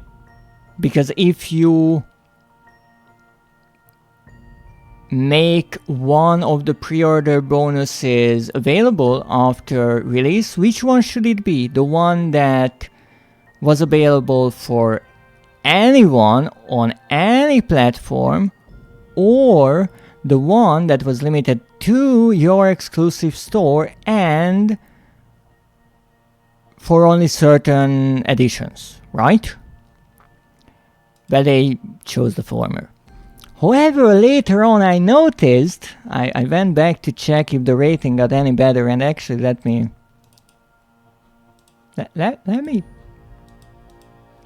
check the rating of Little Nightmares 3. I think it was 49% overall. No, it's 50. We're going up. another 30 years or so, it's gonna be great. I know I'm evil a bit, but I noticed that they released the Bondi Store exclusive pre-order bonuses as a DLC for the same price as the simple pre-order bonus DLC. So both of them are 2.99 euros. I'm guessing it's the same in dollars as well. So nice thing that they noticed they messed up a bit, and I have to say I'm happy, because again I always like when in-game content becomes available to everyone, and this was something I did not see happening, especially after the game was released and they even decided to release the pre-order bonus as a DLC, but not this one. I just felt like, okay, they chose to go this way, that's that.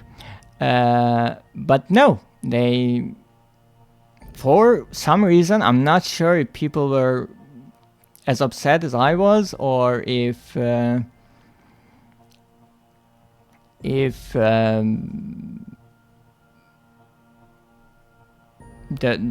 publisher planned this from the get-go. If yes, they really wanted to upset some people, because making a pre-order bonus look like it's super exclusive and then saying, oh no, never mind,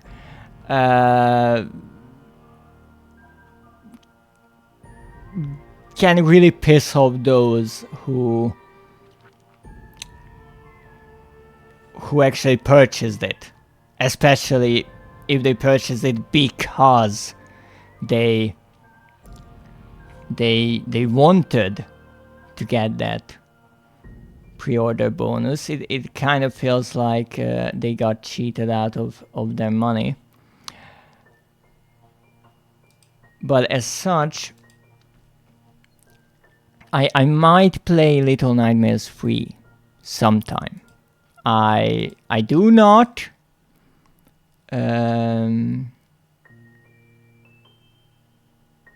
promise anything, but I will look into it, because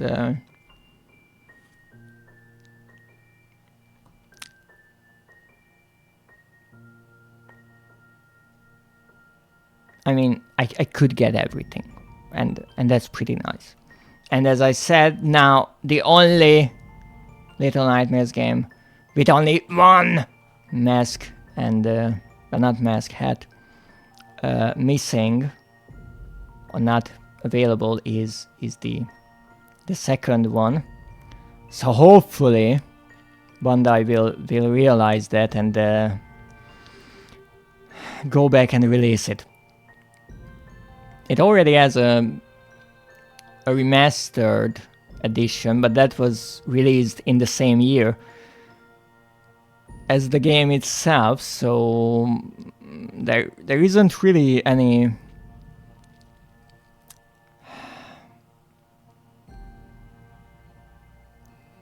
occasion to return to the franchise for them to the earlier game. And I mean, after the the reviews of the third one, I'm not even sure if they will continue with the franchise at all, even though before the game release they spoke highly of the franchise and wanted to revive it, and multiple projects were announced, so it will be nice to see if they really go through with those. Who knows? But for now, we finished with this, and I really couldn't be happier with this playthrough. So thank you so much for making it possible. Not only helping me get this lovely expansion pass, but also making it possible for me to get the physical edition of it. But I think that's enough of my ramblings. It's time to find someone to raid. Now, next week I'm not sure what I will be up to. I think I will continue Carrion and Resident Evil 3, but other than that, we'll have to see. But after some horror, let's watch a bit of horror, because apparently Schmoozer is playing a short horror game, at least based on the title, called Stairway. Not sure if stairways are that scary, but hey, anything can be scary with the right company. So thank you so much for joining me today, and experiencing the ending of Little Nightmares with me. It was a lovely game, and I can only really recommend it. If you are a trophy or achievement hunter, get ready for some for some practice runs. But other than that, I think it's really a wondrous game, and I can't really wait what Tarsier Studios will create next. And we know they are working on Reanimal, and if I'm not mistaken, it will be releasing later this year, more specifically on Friday the 13th, February 2026. Thanks for stream. Thank you, Urite, for joining me today and keeping me company, and everyone else as well. Have a great day, a great evening, and as always, good night.